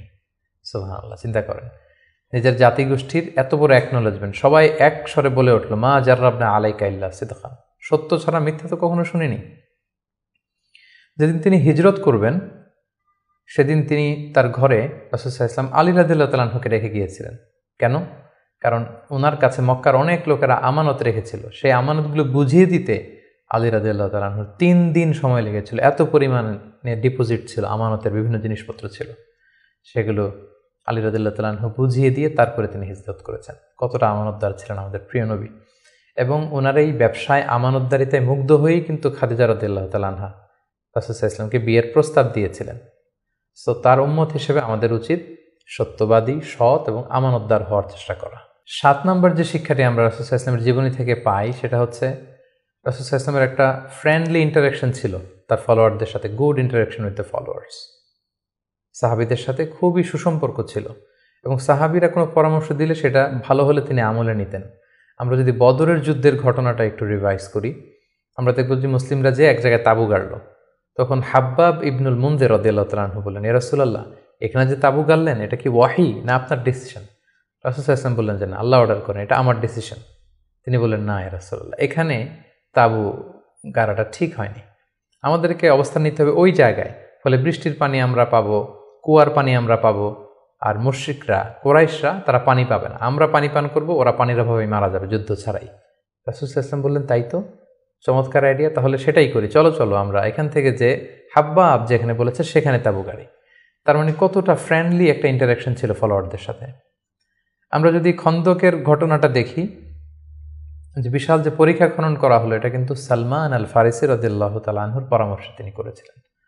আমাদের অনেক লিডারদের মধ্যে একটা বসি ভাব থাকে, যে আমি সব জানি, আমার ফলোয়াররা কিছুই জানে না, আমার টিমের লোকেরা কিছুই জানে না। না, রাসূল সাল্লাল্লাহু আলাইহি ওয়াসাল্লাম এটা করতেন না। কারোর কাছ থেকে কোনো ভালো কনসালটেশন, কোনো পরামর্শ আসলে পলিসি মেকিংয়ে তাদের কথাও তিনি রাখতেন। সুবহানাল্লাহ, এটা একটা গুড লিডারের বৈশিষ্ট্য। 8 নাম্বার যে শিক্ষাটা আমরা পাই সেটা হচ্ছে রাসূল সাল্লাল্লাহু আলাইহি ওয়াসাল্লাম হেভিলি ফোকাসড ছিলেন তার মিশনে, এক্সট্রিমলি ফোকাসড রাসূল সাল্লাল্লাহু আলাইহি ওয়াসাল্লাম ছিলেন। সেই যে মক্কায় তিনি তাওহীদের বাণী প্রচার করতে শুরু করেছেন, রিসালাতের বাণী প্রচার করতে শুরু করেছেন, আখিরাতের কথা মানুষকে প্রচার করতে শুরু করেছেন, তার যে দাওয়াতের ফোকাস, এই ফোকাস থেকে কোনো প্রলোভন, কোনো লোভ, কোনো স্ট্রাগল, কোনো বিপদ রাসূল সাল্লাল্লাহু আলাইহি ওয়াসাল্লামকে এক চুল পরিমাণ নাড়াতে পারেনি। সো আমরা যদি জীবনে সফল হতে চাই, আমাদের ফোকাস ঠিক রাখতে হবে। ফোকাস থেকে আমরা নড়ে গেলে কিন্তু আমরা সফলতার দেখা পাবো না। 9 নম্বর যে শিক্ষাটা আমরা পাই, রাসূল সাল্লাল্লাহু আলাইহি ওয়াসাল্লামের কম্প্যাশনেট অ্যান্ড মার্সিফুল অ্যাটিটিউড। রাসূল সাল্লাল্লাহু আলাইহি ওয়াসাল্লামের এই দয়াদ্র মানসিকতায় অনেক শত্রু কিন্তু রাসূল সাল্লাল্লাহু আলাইহি ওয়াসাল্লামের বন্ধু হয়ে গিয়েছিল, ঈমান এনেছিল। আমরা দেখেছি মক্কা বিজয় যখন করেছিলেন, চাইলে পিষে মারতে পারতেন কুরাইশদেরকে, যারা বছরের পর বছর জন্মভূমি থেকে দূরে থাকতে বাধ্য করেছিল রাসূল সাল্লাল্লাহু আলাইহি ওয়াসাল্লামকে। রাসূল সাল্লাল্লাহু আলাইহি ওয়াসাল্লাম কী করলেন? বললেন যে না, লা তাসরিবা আলাইকুমুল ইয়াউম, কোনো প্রতিশোধ, হিংসা কিছু নেই, ক্ষমা করে দিলাম, যাও তোমরা স্বাধীন। এভাবে নানা ঘটনায় আমরা দেখেছি রাসূল সাল্লাল্লাহু আলাইহি ওয়াসাল্লাম তার অমীয় অনুপম চরিত্রের মাধ্যমে তিনি মানুষের মন জয় করেছেন। সো এই গুণাবলী যেন আমরা আমাদের মধ্যে ধারণ করবার চেষ্টা করি। সব শেষে আমরা যেই শিক্ষাটির কথা বলবো সেটা হচ্ছে succession management. A good leader produces good leaders. একজন ভালো নেতা শুধু ফলোয়ার তৈরি করে না, সে আরও নতুন নেতা তৈরি করে। রাসূল সাল্লাল্লাহু আলাইহি ওয়াসাল্লামের এই গুণাবলীটি কিন্তু ছিল। আমরা যদি দেখি, রাসূল সাল্লাল্লাহু আলাইহি ওয়াসাল্লামের ইন্তেকালের পরে আমাদের লিডারশিপ নিয়ে কোনো ক্রাইসিস হয়নি, সেখানে দাঁড়িয়ে গিয়েছে আবু বকরকে আমরা রাদিয়াল্লাহু তাআলা আনহুকে আমরা আমাদের খলিফা বানিয়েছি। আবু বকর রাদিয়াল্লাহু তাআলা আনহুর ইন্তেকালের পরে ওমরে ফারুক আমাদের খলিফা হয়েছে, তারপরে উসমান, তারপরে আলী রাদিয়াল্লাহু তাআলা আনহু। তার মানে রাসূল সাল্লাল্লাহু আলাইহি ওয়াসাল্লাম এদেরকে কিন্তু সবসময় ডানে বায়ে, সামনে পেছনে, কাছে, নানা কাজে এঙ্গেজ করে নতুন নেতৃত্ব, নিউ লিডারশিপ কিন্তু তিনি তৈরি করেছিলেন। ফলে এই সাকসেশন ম্যানেজমেন্টে কিন্তু রাসূল সাল্লাল্লাহু আলাইহি ওয়াসাল্লাম সাকসেসফুল ছিলেন। এবং এখান থেকে আমরা যারা লিডারশিপ কোয়ালিটি আমাদের আছে, আমরা যেন নতুন লিডার তৈরি করে যেতে পারি উম্মার জন্য, এই শিক্ষাটি কিন্তু আমরা পাই। সম্মানিত সুধী, রাসূল সাল্লাল্লাহু আলাইহি ওয়াসাল্লামের জীবনের প্রতিটি স্টেপে, প্রতিটি পদক্ষেপে, প্রতিটি ঘটনা থেকে অসংখ্য অসংখ্য শিক্ষা আমাদের জন্য রয়েছে এবং বের করা সম্ভব। কিন্তু আজকের এক পর্বে এই সবগুলো শিক্ষা বা লেসন নিয়ে বা টিচিং নিয়ে আমাদের পক্ষে আলোচনা করা সম্ভব না। আমরা প্রফিট সিরিজের সর্বশেষ পর্বে আমরা এতটুকুই বলতে চাই যে আমরা এক পর্বে খুব সংক্ষিপ্ত পরিসরে এখানে উল্লেখ করলাম, আমরা কেবলমাত্র রাসূল সাল্লাল্লাহু আলাইহি ওয়াসাল্লামের সিরার উপর 50 পর্ব কিংবা 100 পর্বের একটা ধারাবাহিক সিরিজ করার প্রত্যাশা রাখি। আল্লাহ তাআলা আমাদেরকে তৌফিক দান করুক। সম্মানিত সুধী, রাসূল সাল্লাল্লাহু আলাইহি ওয়াসাল্লামের ফলোয়ার বা উম্মাহ হিসেবে আমাদের উচিত রাসূল সাল্লাল্লাহু আলাইহি ওয়াসাল্লামের আদর্শকে আমাদের জীবনে বাস্তবায়ন করা, তার প্রতি ভালোবাসার সর্বোচ্চ নমুনা পেশ করা, তার সম্মান আমাদের সম্মান। তাকে যখন গালি দেওয়া হয়, তার বিরুদ্ধে যখন কটু কথা বলা হয়, আমরা যেন তখন এটার প্রতিবাদ করি, লেখনের মাধ্যমে, বক্তব্যের মাধ্যমে, একত্রিত হয়ে বিভিন্ন ইভেন্টস করার মাধ্যমে রাসূল সাল্লাল্লাহু আলাইহি ওয়াসাল্লামের রেখে যাওয়ার শিক্ষা যেন আমরা আমাদের বাস্তব জীবনে কাজে লাগাই, আমরা যেন অন্যের কাছে পৌঁছাই, আমরা যেন সোশ্যাল মিডিয়াতে ছড়িয়ে দেই এবং রাসূল সাল্লাল্লাহু আলাইহি ওয়াসাল্লামের এই শিক্ষা যেন আমরা আমাদের অমুসলিম ভাই বোনদের কাছে পৌঁছাতে পারি। আমরা যেন রাসূল সাল্লাল্লাহু আলাইহি ওয়াসাল্লামকে আমাদের জীবনের চাইতে বেশি ভালোবাসতে পারি। আমরা যেন বেশি বেশি রাসূল সাল্লাল্লাহু আলাইহি ওয়াসাল্লামের প্রতি দুরূদ পড়ি, তার রেখে যাওয়া শিক্ষা এবং আদর্শ যেন আমরা মেনে চলতে পারি। আল্লাহ তাআলা আমাদের সবাইকে কথাগুলো বোঝার, আমল করার তৌফিক দান করুক। হাযা মা ইনদি ওয়াল ইলমু ইনদাল্লাহ, আলাইহি তাওয়াক্কালতু ওয়া ইলাইহি উনীব। আসসালামু আলাইকুম ওয়া রাহমাতুল্লাহি